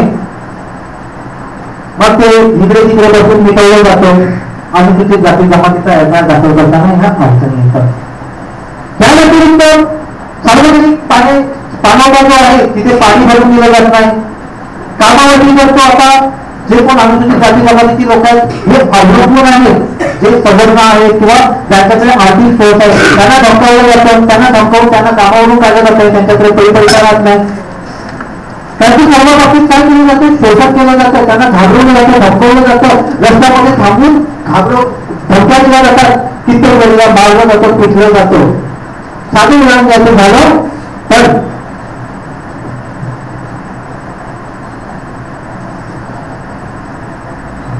या महाराष्ट्रामध्ये अशी पण एक घटना झालेली आहे की मातंग समाजाचा एक मुलगा त्याला पोलिसांच्या समोर 5 तास फटके दिले गेले, मारलं गेलं. मारल्यानंतर त्याच्यावर जखमा होता त्याच्यावरती मीठ लावलं गेलं, मसाला लावला गेला. लहान मुलांना त्याच्या तोंडामध्ये काय करायला लावलं, एक नंबर करायला लावली आणि समाजामध्ये असं मॅसेज टाकला ना की अनुसूचित जाती जमातीच्या जर एखाद्या व्यक्तीने जर गुन्हा केला तर आम्ही त्याला अशा प्रकारे उत्तर देऊ आणि लोकांमध्ये भीती निर्माण केली जाते. हे आहे वास्तव महाराष्ट्रातील. मी घटनेचं नाव मुद्दामून सांगितलेलं नाही, तर मुलाचं नाव नक्की सांगा, रोहदास.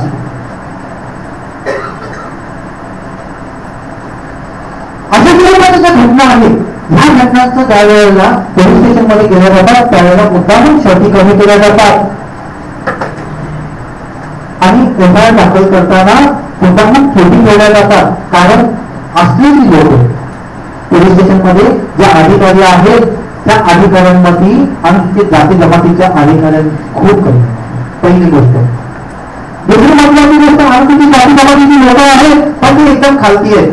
खालती म्हणजे हायरार्कीप्रमाणे हजारदार ज्यांना म्हणतात तिथे, आणि त्या लोकांना पुढे केलं जातं. काय केलं जातं, पुढे केलं जातं की बघा तुझा एखादा तू समोर आणि वरिष्ठ जे आहेत वरिष्ठ ते त्याला म्हणतात आणि आपले तू आहेस ना जाती फक्त लोकांना बघून घेऊ कांबळे आता येतो आपल्या समाजाचा आणि मग तू म्हणतो असं आहे तसं आहे तसं आहे तसं आहे, तुम्हाला मी सांगतो हे करतो ते करतो आणि काय केलं जातं मुद्दाम ह्या सगळ्या गोष्टींना क्षती कमी करण्याच्या उद्देशाने काय केलं जातं, दाखवलं गेलं जातं. तर असं काय घडत असेल मग ते कांबळे असेल त्याला पुढे केलेला असेल किंवा आणखी कोणाला पुढे केलेला असेल तर जबाबदार तो. तर ही घटना ज्या हद्दीत झालेली आहे त्या हद्दीतील senior police inspector, ACP, DCP, CP. कारण खालच्या जे हवालदार लोक त्यांना अधिकार आहे का FIR घेऊन घेण्याचा? FIR कोणाच्या सांगण्यावरून घेऊन घेतला जातो आणि कोणाच्या सांगण्यावरून नाकारला जातो. एका फोनवरून देखील नाकारले जातात. अरे ते न्यायालय मिळून देताना असं सांगून देखील केलं जातं. तर असं काय झालं तर तुम्हाला कलम 4 प्रमाणे त्या ज्याने कोणी FIR नाकारलेला आहे त्याच्या सिनियरला किंवा त्या पोलीस स्टेशनचा प्रभारी अधिकारी आहे त्याच्यावरती आणि त्याच्या संदर्भात आणखी 5-6 कोण ऑफिसर असतात जे एकत्र येतात आणि सांगतात नाव त्यांची नावं इथे दिलेली असतात की वाचून घ्या आणि त्यांच्या नावाने कंप्लेंट करा म्हणजे एसीपी डीसीपी सीपी एसपी गावाला आणि ते करा आणि 156(3) खाली तुम्हाला कोर्टामध्ये अर्ज करता येईल आणि एफआयआर रजिस्टर करून घेता येईल. आता एफआयआर रजिस्टर केला म्हणजे सगळं संपलं का? नाही. एफआयआर रजिस्टर केला म्हणजे सगळं संपलं. आता मी समजलं मी एफआयआर रजिस्टर केला आता तुम्ही घरी जा तर आरोपीला पण माझा बाप पकडला. जर तो पोलीस ऑफिसर आरोपीला पकडण्यासाठी काय करत असेल त्याला काय करत असेल तरी देखील सेक्शन 4 लागू होतो.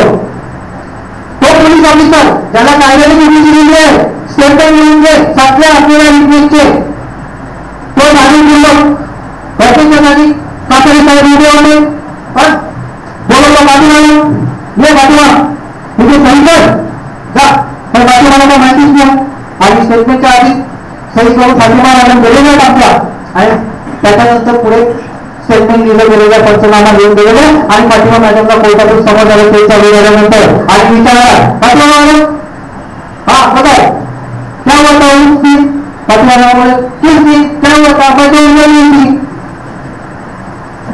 तर एका दाखल करून घेतला की दाखल करून असलेल्या एफआयआरच्या अनुषंगाने इन्व्हेस्टिगेशन करणं गरजेचं आहे.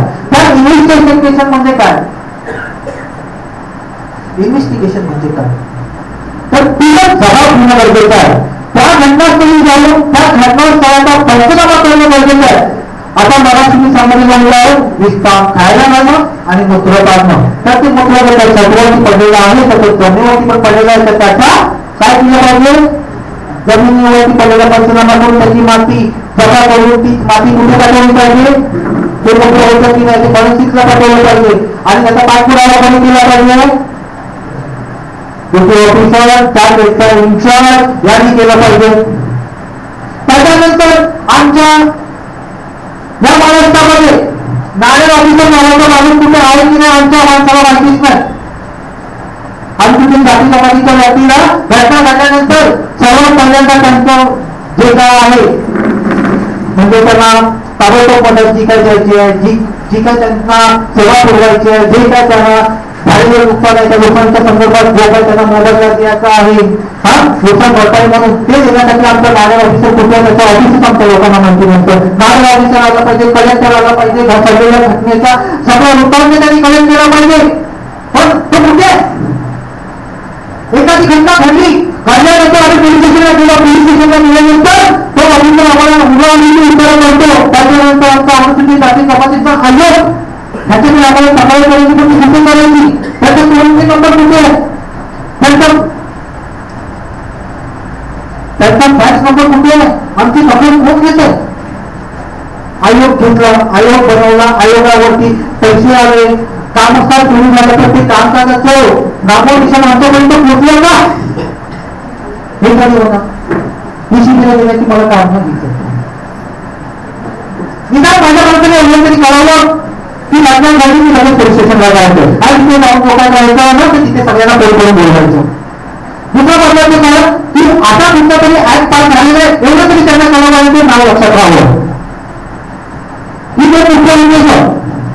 त्याच्या व्यतिरिक्त जी कोण लोक इंटरेस्टेड आहे मग ते शिकलेले असो नको त्यांना काही येत असो नको त्यांना काय बोलायचं असेल त्यांनी बोलावं काही बोलावं पण त्या लोकांना तिथे जो काही 2 लोक माझं अभ्यासाप्रमाणे शिकवते ते ऐकून घ्यावं सक्ती कोणावरती नाही.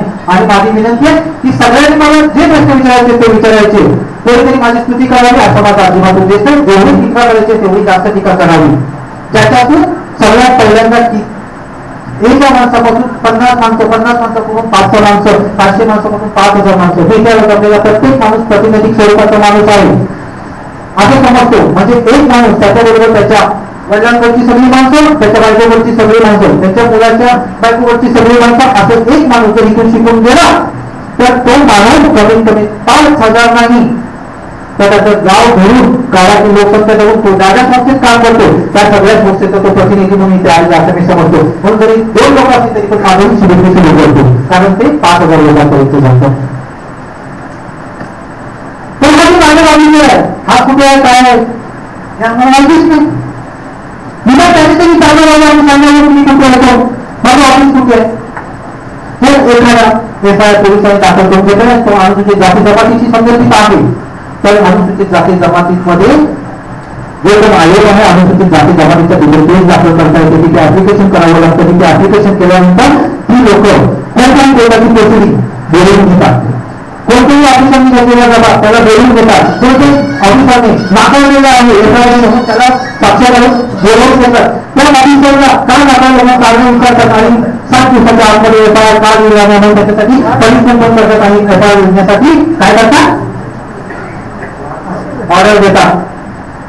काय करतात, ऑर्डर देतात. तर आज अनुसूचित जाती जमातीचा एफआयआर मी थोडक्यात समजवला.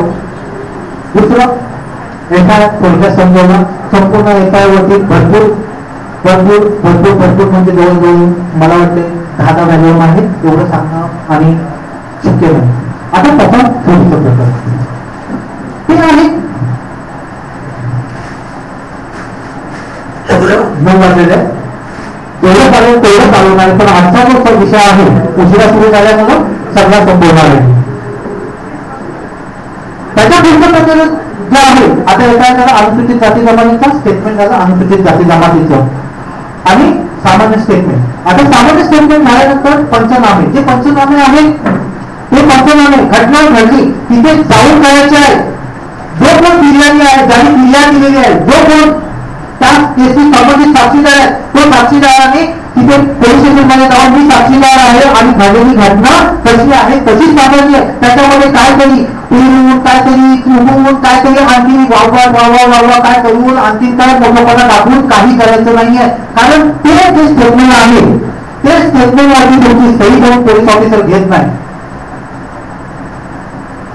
आणि ते स्टेटमेंट कोर्टामध्ये मदत ठेवलं जातं आणि त्या अनुषंगाने तुम्हाला कोर्टामध्ये उभं राहून तशीच साक्ष द्यायची आहे. पण ज्यांनी तुम्ही ती एफआयआर दाखल केलेली आहे त्यांनी ह्या गोष्टीचा पण काळजी घ्यायची की पोलिसांनी बोलवलेले 400 मध्ये जे साक्षीदार आहेत ते त्या घटनांमध्ये होते की नव्हते की ते तिथे नव्हते आणि कोणत्यातरी चुकीचे साक्षीदार म्हणून बोलून त्या केसला काढून वेळ दिलेला आहे.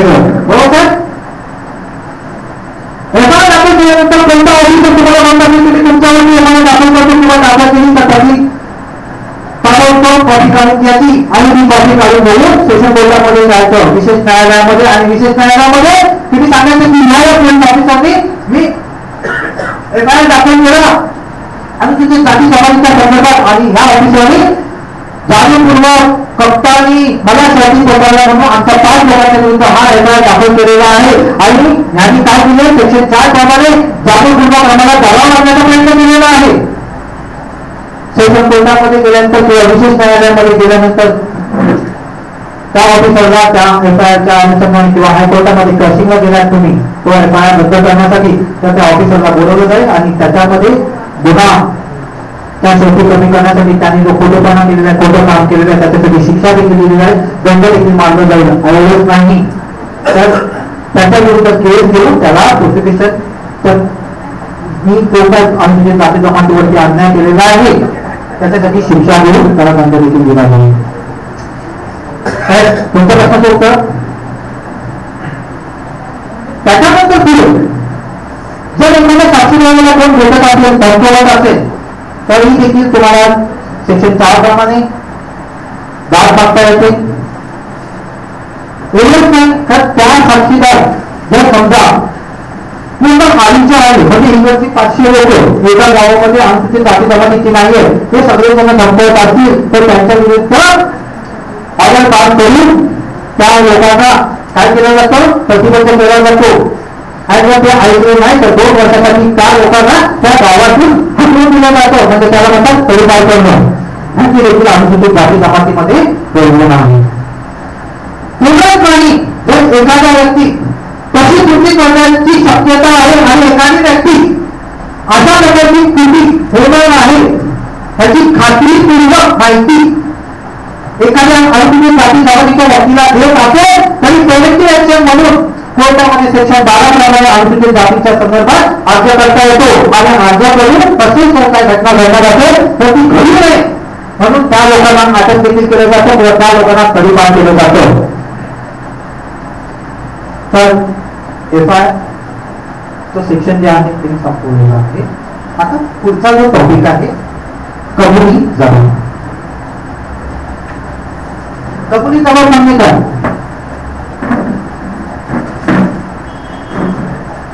ठीक आहे.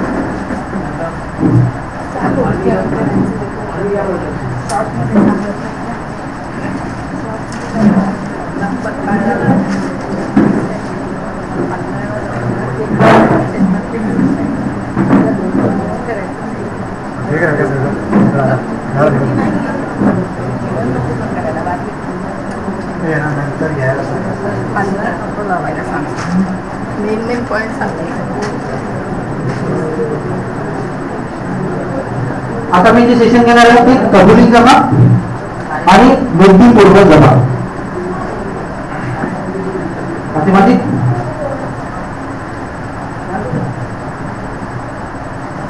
कबुली जबाब म्हणजे एखादा गुन्हा एखादा आरोपी करतो आणि तो स्वतः कबुली जबाब देतो.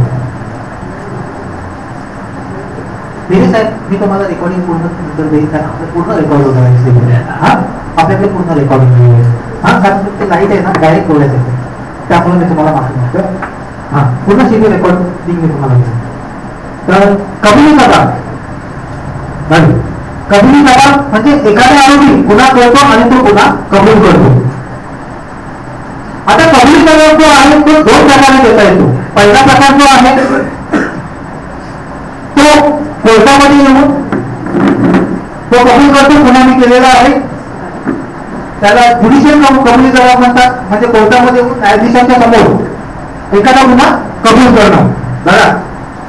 आणि दुसरा जो आहे आरोपी गुन्हा करतो गुन्हा केल्यानंतर घरी जातो आईला म्हणतो आई मी असं असं केलंय. पोलीस स्टेशन मध्ये येतो मारबीर फटके बिटके भेटणार म्हणतो काय म्हणतो की अरे मी असं केलेलं आहे तो कबूल करतो. त्याच्यानंतर तो आणखी पुढे जातो आणि तिथे सांगतो अरे माझ्याकडून असा असा गुन्हा झालेला आहे आणि तो कबूल करतो. आता ह्यापैकी ऍट्रॉसिटीच्या केसमध्ये आतापर्यंत म्हणजे बाकी सगळ्या केसेसमध्ये कबुली जबाब आलेले आहेत साहेब पण ऍट्रॉसिटीच्या केसमध्ये आतापर्यंत एक देखील कबुली जबाब आलेला नाही आहे की हा असा असा आमच्या हातून चूक झालेली आहे. इव्हन हे माहितीसाठी सांगतो गुन्हा दाखल करू नका आमच्या हातून असं असं झालेलं असेल तर आम्ही त्याची माफी मागतो हे करतो ते करतो अशा मिटिंग जमतात आणि मिटिंग मध्ये गुन्हा दाखल होऊ नये म्हणून आरोपी काय करतो स्वतःचा बचाव करून घेण्यासाठी सांगतो की बघा असं काय झालं असेल तर मी संपूर्ण समाजाची माफी मागतो हे मागतो ते करतो असा आरोपी सांगतो. पण आतापर्यंत असं काही घटना घडलेली आहे कोर्टामध्ये येऊन ज्युडिशियल कॉम्प्रेशन ज्याला म्हणतात न्यायिक कबुली जबाब तो देत नाही. त्याचं कारण काय आहे की एखादा गुन्हा ज्याला दाखल होतो तो दाखल होऊ नये म्हणून तो एक्स्ट्रा ज्युडिशियल कॉम्प्रेशन देऊ शकतो. पण एक्स्ट्रा ज्युडिशियल कॉम्प्रेशन ज्याला म्हणतात की समाजाच्या समोर किंवा 4 लोकांच्या समोर आई समोर बहिणी समोर याच्या समोर त्याच्या समोर जो कबुली जबाब दिला जातो त्या लोकांना तो कोर्टामध्ये येऊन सांगावा लागतो की हा व्यक्तीने असा आमच्या समोर त्या गुन्ह्याची कबुली दिली होती त्यावेळेला तो कोणत्याही म्हणजे दबावाखाली नव्हता हे नव्हता ते नव्हता त्यावेळेला तो कबुली जबाब कोर्टामध्ये वापरला जातो. पण तो जर न्यायालयीन कबुली जबाब म्हणजे कोर्टाने हे सगळं काय सांगत की बघ तुझा हा कबुली जबाब तुझ्या विरोधात वापरला जाईल आणि तुझ्या विरोधात वापरला गेल्यानंतर तो कबुली जबाब तुला शिक्षा देईल. पण आतापर्यंत ऍट्रॉसिटीच्या केसेसमध्ये एक देखील कबुली जबाब आलेला नाही. आता राहिलं पुढचा जो मृत्यूपूर्वी जबाब. एखादी घटना घडते आणि ती घटना घडल्यानंतर त्या घटनेमध्ये एखादा व्यक्ती गंभीर स्वरूपाचा म्हणजे गंभीर स्वरूपाची दुखापत होते. दुखापत झाल्यानंतर तो अंथरूण म्हणजे हॉस्पिटलमध्ये अंथरुणावरती असतो तिथे हॉस्पिटलच्या कॉटवरती असतो.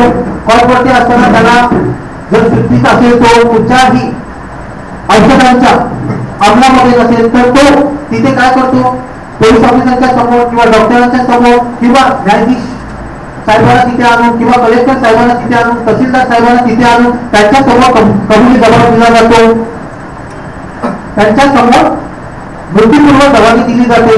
ती मृत्यूपूर्व जबानी फक्त ती मृत्यूपूर्व जबानी जी आहे ती एवढी गुन्ह्यामध्ये शिक्षा देण्यासाठी पूर्ण आहे. पण आतापर्यंत अनुसूचित जाती जमातीच्या कोणत्याही व्यक्तीची मृत्यूपूर्व जबानी घेतलेली आहे की नाही असं कोणतीही कृती आमच्याकडे वाचण्यात आलेली नाही आहे. साहेब कोणती आलेली आहे? तर एखादा एफआयआर लिहून झाला की एफआयआर लिहून झाल्यानंतर अनुसूचित जाती जमातीची व्यक्ती असो किंवा नसो, पण ती गंभीर गुन्हेगारी असेल आणि त्याच्या विरुद्ध एखादा गुन्हा घडलेला असेल तर त्या व्यक्तीचा मृत्यूपूर्वी जबाब लिहून घेणं खूप गरजेचं आहे. आणि त्याला न्यायालयामध्ये डायरेक्ट अॅक्युजेशन आहे की तो मृत्यूपूर्व जबाब आहे आणि त्यांनी मरता सत्य त्या सत्याच्या आधारे त्या आरोपीला शिक्षा दिली जाते. त्याच्यानंतर आता मला घटना दाखवली, दोन व्यक्तींना उभं केलं होतं, मूत्र पाळणं आणि निष्ठा खायला पाळणं, बरोबर. तर त्याच्यासाठी तज्ञांचा पुरावा खूप गरजेचा आहे. डॉक्टर की ते जबरदस्तीने पाळलेलं असेल तर ते तोल पकडले, केसा पकडले, बरोबर आहे. पट्टे मारले असतील तर त्याच्यामध्ये जखमा आहेत, त्या जखमा म्हणजे आता ताबडतोब अर्ध्या तासापूर्वी 1 तासापूर्वी लागलेलं आहे, बरोबर आहे. तर डॉक्टरांना ते नोटीसमध्ये आलं पाहिजे. तेवढंच नाही, जे काय मुद्रा आहे त्या ग्लास मुद्रासारखा येतो हे डॉक्टरांना त्याच्यामध्ये मेडिकलमध्ये त्या फिर्यादीला घेऊन गेल्यानंतर किंवा त्याच्याविरुद्ध जो घटना घडलेला आहे जो व्यक्ती आहे त्याला तिथे घेऊन गेला अत्याचारग्रस्त व्यक्तीला की त्याच्यातून त्या ह्याच्यामध्ये ते अनधिकमध्ये आलं पाहिजे. हे घेणं खूप गरजेचं आहे. त्याच्यासाठी तज्ञांचा पुरावा जो आहे तेवढाच महत्वाचा आहे. ते लोक व्यवस्थित पंचनामा करून किंवा तो जो काय पदार्थ आहे जो खाण्याजोगे नाही किंवा पण जाणार आहे तो पदार्थ सुरक्षित व्हायला पाठवणं, त्याचा रिपोर्ट मागवणं, तेवढंच नाही तर काही व्हिडिओ क्लिप्स असतात. आजकाल फॅशन झालेली आहे, काही झालं की लगेच व्हिडिओ बनवायचा, काही झालं की लगेच ऑडिओ बनवायचा. तर ह्या ज्या ऑडिओ क्लिप्स आहेत, व्हिडिओ क्लिप्स आहेत, त्या व्हिडिओ क्लिप कलेक्ट करायच्या आणि त्या कलेक्ट करून त्या सुरक्षित व्हायला पाठवायचं, त्यांची ऑथेंटिसिटी चेक करून घ्यायची. हा झाला तज्ञांचा पुरावा. त्याच्यामध्ये दक्षता घेतली पाहिजे की ते ओव्हरलोडिंग झालेलं नाहीये. जे व्हिडिओ असेल तर त्याच्यामधलं काही कट झालेलं नाही, त्याच्यामधलं काही डिलीट झालेलं नाही, त्याच्यामध्ये काय ऍड केलेलं नाहीये. या सगळ्या गोष्टी आज ज्या आहेत त्या करणं खूप गरजेचं आहे. आता त्याच्यानंतर एफआयआर दाखल झाल्यानंतर 2014 डिसेंबर पर्यंत चार्जशीटची कॉपी केल्याचा प्रकार फिर्यादीला नव्हता. पण आता एक नवीन अमेंडमेंट झालेली आहे आणि त्याप्रमाणे जो कोण फिर्यादी आहे किंवा एफआयआर दाखल करणारा आहे अनुसूचित जाती जमातीचा त्याची चार्जशीटची कॉपी त्याला तुरंत दिली पाहिजे. एफआयआर दाखल केल्याशिवाय त्याला त्याची एफआयआरची कॉपी दिली पाहिजे आणि तिथे विनामूल्य दिली पाहिजे असं पास झालेलं आहे. आणि एवढंच नाही तर तुमच्या हातात चार्जशीटची कॉपी आल्यानंतर ती चार्जशीटच्या कॉपीमध्ये जे कोण साक्षीदार आहेत त्यांची नावं देखील गोष्ट करण्याची आता अमेंडमेंट झालेली आहे. त्यांची नावं देखील सांगता येणार नाही कोर्टामध्ये. त्याच्यानंतर जर त्या साक्षीदारांना कोण डॉक्टर असेल तर ते देखील ती चार्जशीटची कॉपी तुमच्याकडे आल्यानंतर म्हणजे जे कोण एफआयआर दाखल करतात त्यांना चार्जशीटची कॉपी रिपोर्टमध्ये दिली गेली. ती चार्जशीटची कॉपी पूर्ण वाचल्यानंतर त्या चार्जशीटमध्ये जर एखादा गुन्हा एखाद्या ऑफिसरने फॅब्रिकेटेड करून म्हणजे खोटा करून त्याची शर्ती कमी करण्याचा जो प्रयत्न केला असेल तर न्यायालयामध्ये तुम्हाला स्वतः ज्यांनी त्यांनी एफआयआर दाखल केलेल्या त्यांनी जाऊन त्या संदर्भात न्यायालयाच्या लक्षात आणून दिल्यानंतर योग्य त्या प्रकारे त्या आरोपीवरती कलम 166, 167 त्याच्यानंतर 217, 218 प्रमाणे गुन्हा दाखल करून त्यांना शिक्षा दिली पाहिजे. त्यांना कामातून बंधपत्र देखील केलं पाहिजे. तर आजची जी बेसिक इन्फॉर्मेशन होती की कोर्टाचं काम कसं चालतं आणि पोलीस स्टेशनचा इन्व्हेस्टिगेशनचा प्रकार कसा होता. इन्व्हेस्टिगेशन मध्ये आणखी नकाशे काढणे आलं, पीएम आला, हा सगळा प्रकार आला. दिशा ठरवणं, उत्तर कोणती, पूर्व कोणती, हत्यार जप्त करायचं झालं तर ते हत्यार जप्त कसं केलं पाहिजे, आरोपीचा जो काय स्टेटमेंट आहे ते आरोपीचं स्टेटमेंट कोणत्या प्रकारे पाहिजे, त्याच्यावरती आरोपीचं कबुली देत असेल तर त्या 2 प्रकारच्या समस्येला उल्लेख केलं पाहिजे. त्यांनी गुन्ह्यामध्ये वापरलेला हत्यार जो असेल म्हणजे ते अनुसूचित जाती जमातीचा गुन्हा असेल किंवा आणखी कोणता गुन्हा असेल तर त्याचं वापरलेलं जे हत्यार आहे ते हत्यार त्यांनी पब्लिक प्लेस मध्ये ठेवलेलं आहे की अशा कोणत्या अडचणीच्या जागी ठेवलेलं आहे, तिथून रिकव्हर केलं गेलेलं आहे जिथपर्यंत सर्वसामान्य माणसाला पोहोचणं शक्य नाही पण त्यांनी लपून ठेवलेलं आहे. किंवा ह्या व्यतिरिक्त अनुसूचित जाती जमातीमध्ये जी कोण व्यक्ती आहे त्यांचे काही प्रकारच्या जमिनी आहेत त्या जमिनीच्या संदर्भात काही जर सर्टिफिकेट डॉक्युमेंट केले असतील तर ते डॉक्युमेंटच्या प्रती रजिस्टर ऑफिसर कडून याच्या माध्यमातून किंवा पंचनामे करून ते रेकॉर्ड मागवणं, ते रेकॉर्ड घेणं, ते रेकॉर्ड फॉरेन्सिकला पाठवणं, त्याच्यामधल्या सह्या खऱ्या आहेत की खोट्या आहेत त्यांची शहानिशा करून घेणं आणि त्या शहानिशा केल्यानंतर त्या चार्जशीटमध्ये दाखल करणं आणि त्या संदर्भात रिपोर्ट बनवणं आणि तो कोर्टाच्या संबंध ठेवणं. या सगळ्या प्रक्रियेला पोलीस इन्व्हेस्टिगेशन म्हणतात. एफआयआर दाखल करण्यापासून चार्जशीट दाखल करण्यापर्यंत. आता हे सगळं चालतं पोलीस स्टेशनमध्ये. आता पुढचा जो पार्ट आहे तो हे सगळं कोर्टामध्ये पूर्ण चार्ज सेट झाला. ते चार्ज सेट झाल्यानंतर आजचा साक्षीदार त्याचा जबाब घेतलेला आहे त्या संदर्भात त्याला कोर्टामध्ये समज काढलं जातं आणि समज काढल्यानंतर त्याला त्याची साक्ष नोंदवण्यासाठी कोर्टात बोलवलं जातं. फक्त 10 मिनिटं घेणार आहे मी.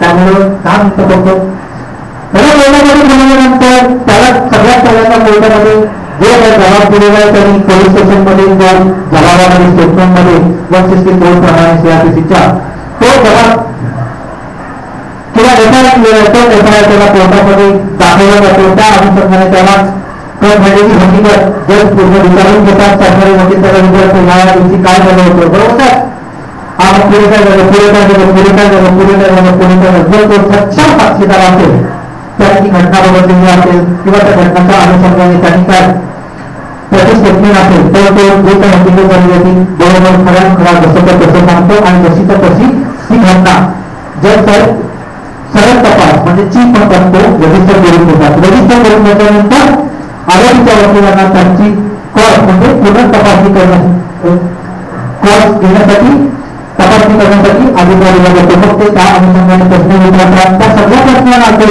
खरा साक्षीदार असेल बरोबर साक्षीदार असेल ज्याला त्या घटनेची पूर्ण माहिती आहे तो त्या अनुषंगाने काय येतो जबाब येतो आणि तो जबाब लिहून घेतला जातो. असे सगळे साक्षीदार ज्यांनी घटना पाहिलेली आहे जे पंचनाम्याच्या वेळी होते डॉक्टर ज्यांनी जो माहिती रिपोर्ट पाठवलेला आहे त्यांनी बनवलेला आहे त्याच्यानंतर तो इन्व्हेस्टिगेशन ऑफिसर ज्यांनी स्वतःहून ते इन्व्हेस्टिगेशन केलेलं आहे त्या सगळ्या साक्षीदारांना कोर्टामध्ये बोलवल्यानंतर त्याचा साक्षी पुरावा झाल्यानंतर तो सर्व साक्षी पुरावे झालेल्या जे काही जमा केलं आर्टिकल त्याच्यानंतर पोलिसांचे रिपोर्ट त्यानंतर मेडिकलचे रिपोर्ट डॉक्टरांचे रिपोर्ट ह्या सगळ्या गोष्टी बघून काय करतात जजमेंट पास करतात आणि त्याच्यामध्ये जो दोषी आलेला ते शिक्षा देतात. तर साक्षीदारांनी सगळ्या केस या संदर्भात साक्षी पुरावा दिला तर आणि जर खोटे साक्षीदार असतील किंवा त्यांना धमकवलं असेल किंवा त्यांना त्याच्यावरती प्रेशर असेल त्यांना त्यांच्याकडून जाणीवपूर्वक जो खोटे साक्षीदार म्हणजे घुसवले असतील आतमध्ये केसमध्ये आणि असे साक्षीदार कोर्टामध्ये येतात. नंतर मग ते होस्टाईल होणं म्हणजे काय होतं ते विचारतात नाही आपण काय झालं कसं आहे मला काही माहिती नाही याबद्दल मला फक्त पोलीस स्टेशनला बोलवलं सही घेतली माझी तर या असे साक्षी देतात आणि अशा सगळ्या साक्षींमुळे पुन्हा मग तो अशापद्धतीचा असो किंवा आणखी कोणता असो अशा गुन्ह्यांमध्ये काय केलं जातं आरोपीला निर्दोष मुक्त केलं जातं आणि मग आमचा समाज जो अनुसूचित जाती समाजाचा म्हणतो किंवा सर्वसामान्य समाज म्हणतो काय म्हणतो की एफआयआर लिहिला केस केली एवढं सगळं खर्च केला आणि खर्च करून देखील काय झालं नाही तो झाला होतो. तर ह्या सगळ्या गोष्टींचा अभ्यास मी जो आता तुम्हाला सांगितला तो अनुसूचित जाती जमातीच्या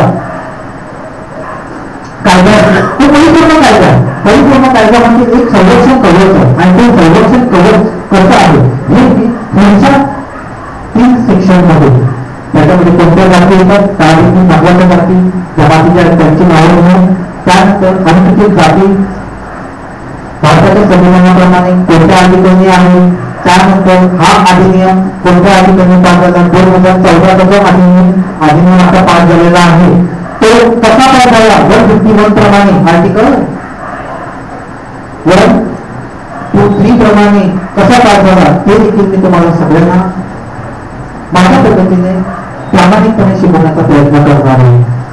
माझा आजचा जो पहिला दिवस होता तर असं पहिल्यांदा झालं की शेवटचा पाठ जो होता तो मी पण पूर्ण केला आणि ओव्हर साहेब आमचे आलेले त्यांच्या इथे मी शिबिर घेतलं होतं, त्यांच्या इथे तो पूर्ण झाला होता. पण बाकीच्या कुठेही हा पहिला पाठ पूर्ण झाला नाही. म्हणून 5 तारखेच्या शिबिरामध्ये देखील हा पहिला पाठ पूर्ण झाला नाही. कुठेतरी शॉर्टकट मारावं लागतं कारण आम्ही जवळजवळ 6:30 येत नाही आणि कोणत्याही परिस्थितीत 9:30 वाजता लांब जाणारे ते शिबिर की 1-10 म्हणजे जातीवाचे उच्चार त्याचा म्हणजे त्याला एखाद्या व्यक्तीला जो अनुसूचित जाती जमातीचा आहे तो मुद्दा म्हणून त्याचा पाणोतारा होईल असा जातीवाचक शब्द विचारून त्याला काय करणं, त्याला बदनाम करणं किंवा समाजामध्ये होतं. आणि 3-14 जे आहे 3-14 त्यानंतर अनुसूचित जाती जमातीचा जो पण व्यक्ती आहे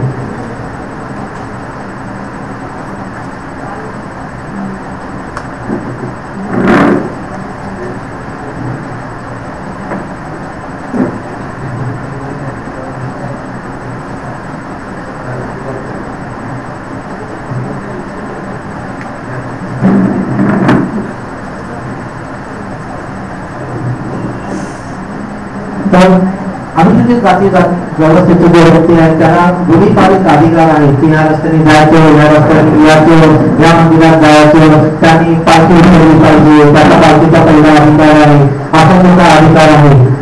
गुढीपाडून त्याचा जे पालखी आहे तो बनवण्यासाठी संवर्धनाने जर त्यांना सांगितलं असेल की आता असं करू नका, हे तुम्हाला नाही बघणार, तुम्ही मोठ्या जातीचे भाषा तर असा त्या कामगारा दिलेला असेल तर त्या संदर्भात तो विचारणार आहे. आणि मला वाटतं 2 दिवसापूर्वी ती घटना घडलेली आहे.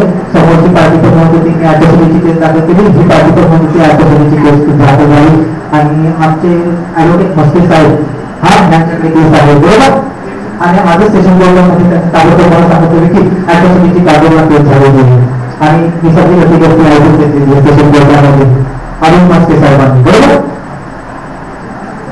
आहे ना. हा ठीक आहे. आणखी कोणाला आजच्या सेमिनारच्या संबंधात विचारायचं असेल तर ते विचारू शकतात. इथे फातिमा फाउंडेशनच्या अध्यक्ष फातिमा मॅडम आणि त्यांच्या सहकार्यावर त्यांनी म्हणजे जवळजवळ 1 महिनाभर मला फोन करून सांगितलं की जवळ कुठे शिबिर घेत आहे मला बोलवा. मुस्लिम समाजाचे मुली असल्या तरी स्त्रियांसाठी एक मोठे योगदान आहे त्यांच्या. स्त्रियांसाठी संपूर्ण भारतभर महाराष्ट्रभर त्यांचे वेगवेगळे कार्यक्रम आहेत. लग्न लावण्यापासून बाकी सगळे कार्यक्रम ते करतात. त्यांचं मी स्वागत करतो, त्यांच्या आलेल्या सगळ्या साथीदारांना त्यांच्या देखील स्वागत करतो. तसेच आमचे ओवाळ साहेब आलेले आहेत त्यांचं देखील मी आभार व्यक्त करतो की त्यांनी आम्हाला विक्टोरियाला पहिल्यांदा पाय ठेवण्याची संधी दिली एक शिबिरासाठी आणि नंतर आम्ही इमर्जन्सी विक्टोरियामध्ये शिबिर व्हावे. ओवाळ साहेब माझे पप्पा आलेले रामभाऊ साहेब, हा माझे काका आलेले रामभाऊ साहेब की खरं तर मला मी सारखं सांगायचो पप्पा तुम्ही शिबिरात नाही आपण काय प्रश्न विचारायचा नाही अजिबात. हा आणि त्यांनी आज काही प्रश्न विचारलेला नाही आणि त्यांच्यासाठी ती आहे तशीच सेम आहे. आणि सगळे हे शिबिर घडून आणणारे आमचे ॲडव्होकेट साहेब जे म्हणाले नाही मी नाही मला वेळ नाही आहे पण खरं तर सगळं हे शिबिर घडून साहेबच आमचे आणत होते. असे गव्हर्नर साहेब देखील आमचे आवर्जून इथे आले आणि आमचे एक प्रश्न येते त्यांनी साहेबांना जरा माहिती द्यायचं. काय म्हणतो की तुम्ही जे सांगितलं सेक्शन 4 अन्वये आपण त्या अधिकाऱ्याविरुद्ध तक्रार करू शकतो.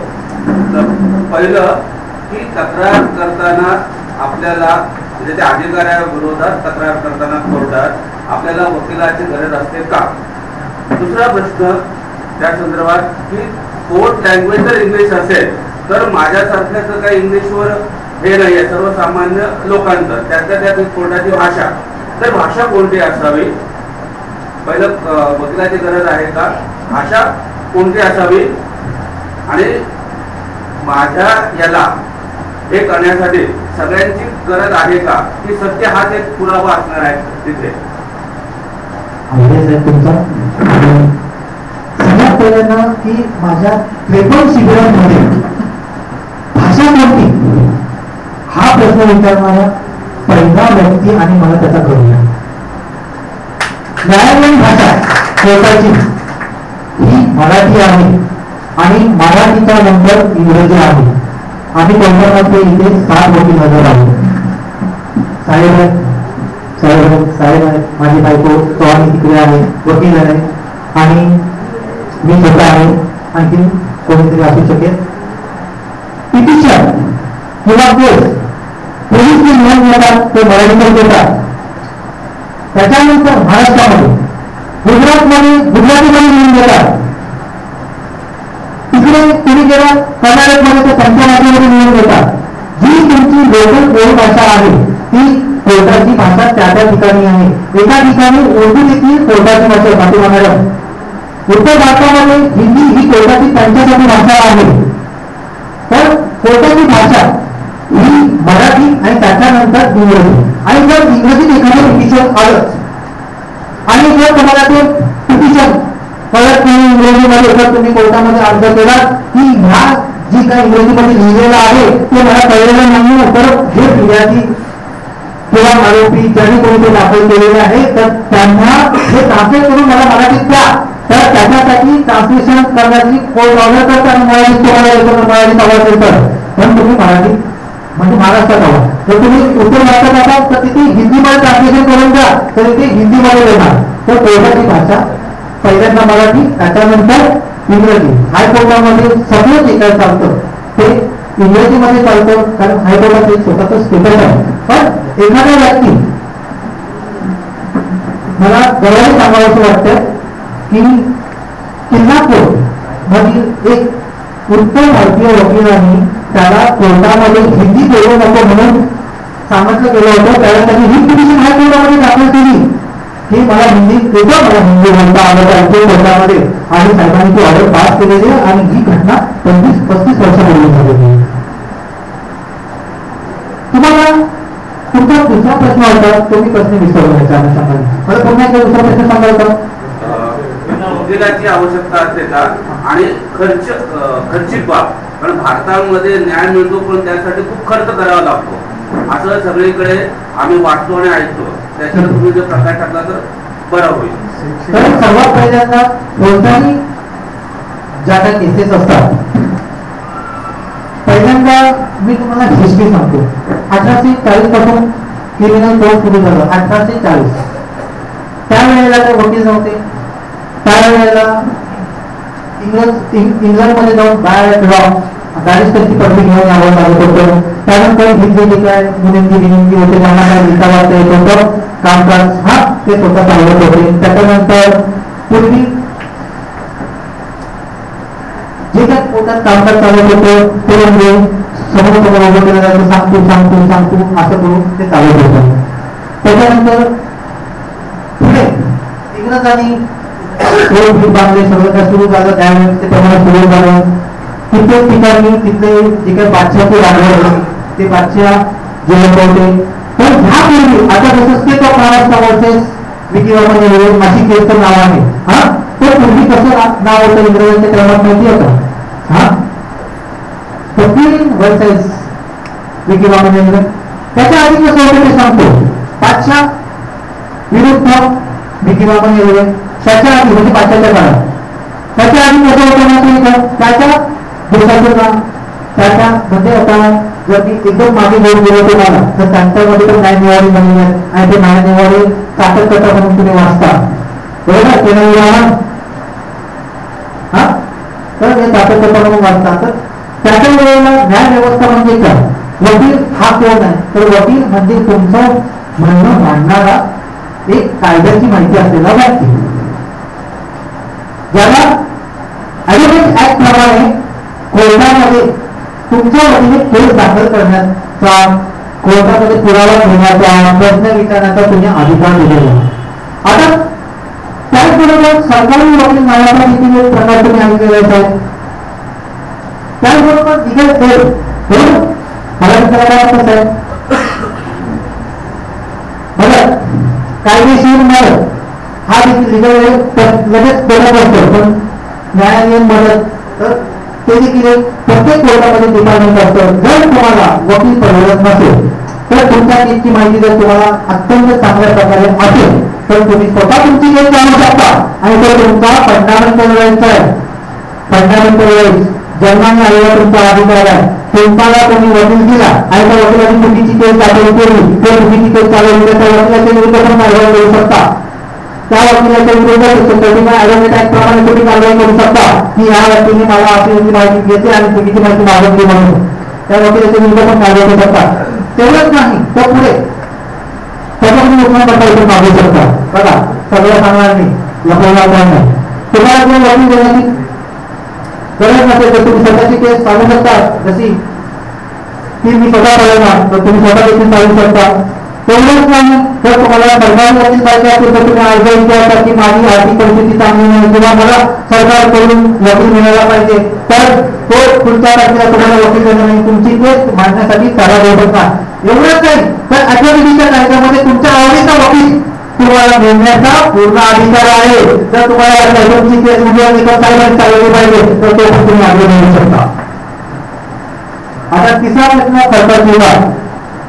ऍडव्होकेट ऍक्ट प्रमाणे प्रत्येक केसेसचे अपीलचे जे काही पैसे ऍक्ट तुम्ही वापरून घ्या आणि त्याप्रमाणे कोर्टात तुम्हाला किती खर्च येतो, काय येतो, कोर्ट फी किती येते ह्याबद्दल तुम्हाला माहिती सगळी मिळेल. अंदाज आहे कारण मध्यंतरी मी एक केस वाचली होती, पार्ल्याला एक घटना घडलेली होती आणि त्या बाईला कोर्टापर्यंत जाण्यासाठी आणि तिथे काय ऑर्डर देणार होती, चांगलं काम ती करत होती. आता मी ती केस विसरलेलं आहे, चांगलं काम ते करत होते पण तिथे माफी मागतो कारण प्रत्येक इथे प्रोफेशन मध्ये येतो आपण. आता मी तुम्हाला सांगतो तर प्रत्येकाचे स्वतःचे ज्या फीज असतात काय असतात हा ह्या वेगवेगळे पण असू शकतात. सरकारला तुम्हाला एक ऍप्लिकेशन द्यायचं थोड्या काळावरती आणि बजेट वगैरे अजिबात काही नाही. आणि साहेब थँक्यू, आभारी आहे. तुम्ही लँग्वेज मध्ये प्रश्न विचारा. आणखी कोणाचा प्रश्न असेल तर प्लीज आहे.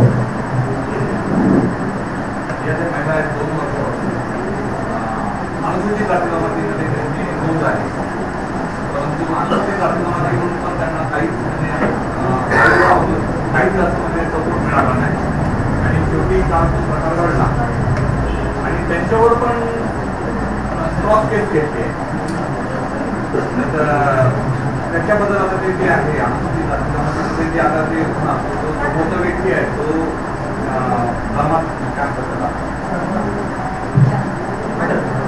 अटकपूर्व जामीनसाठी करतो. हे सर्व मी पुढच्या सेशन मध्ये घेणार होतो पण तरी देखील सांगतो.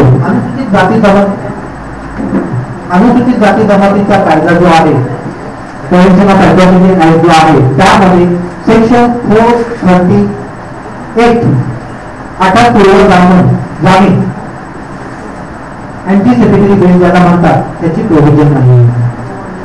पण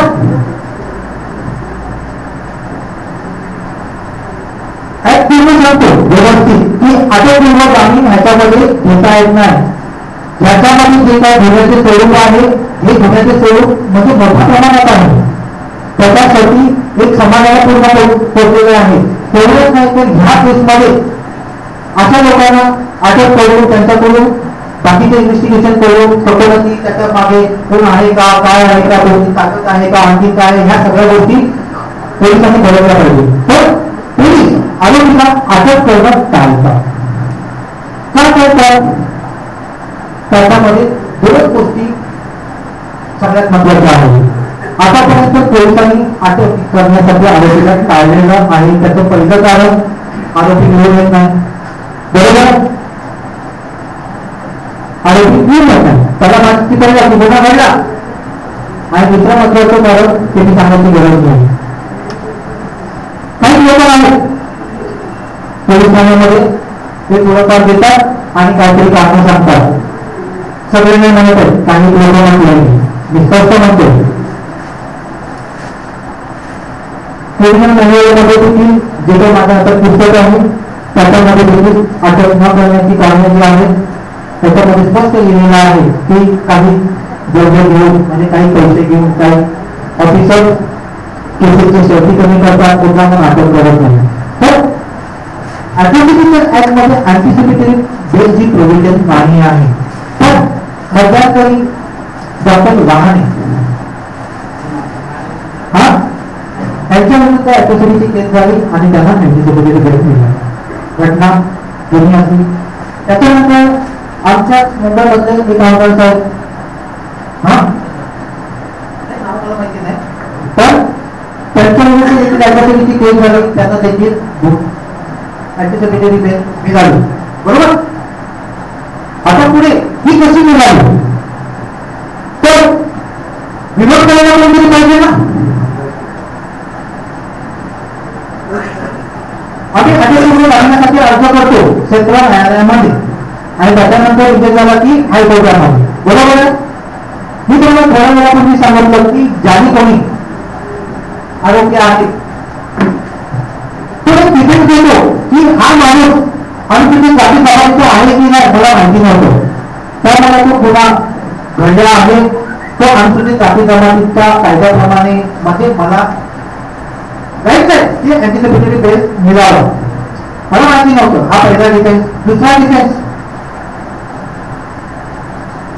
अनुसूचित जाती जमातीमध्ये तिथे दाखल करताना असं आतापर्यंत सर्क्युलर कोणतं पास झालेलं नाही की 438 प्रमाणे जर कायदा प्रोव्हिजन नाहीये तर ते दाखलच करून घेतलं नाही पाहिजे. ती लोक दाखल करून घेतात.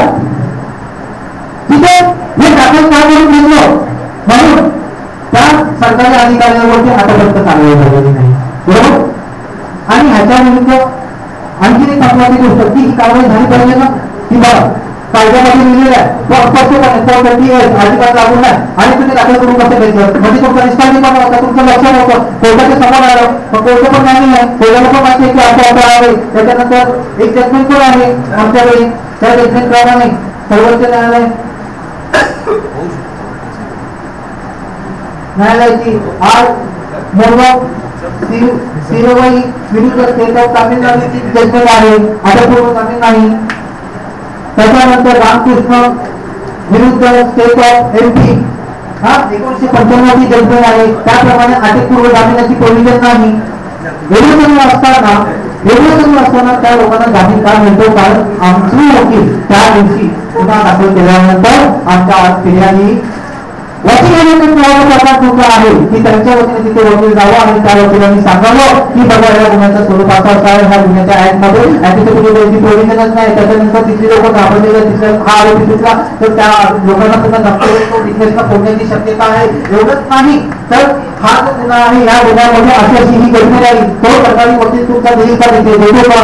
या लहान साहेब आहेत मोठे साहेब आहेत तर त्याच्यासाठी तुम्हाला जागरूक असलं पाहिजे.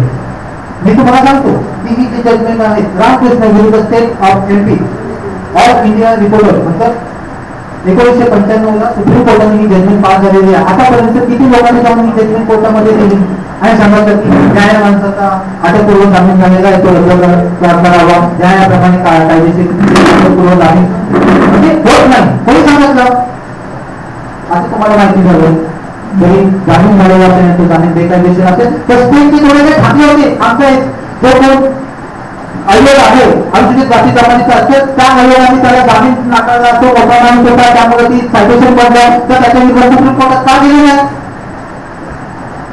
हा तुम्हाला विचारला. त्याच्यासाठी ते शिक्षण घ्यायचं आहे. प्रश्न विचारण्यासाठी माहिती असण्यासाठी. आणखी कोणाचा प्रश्न आहे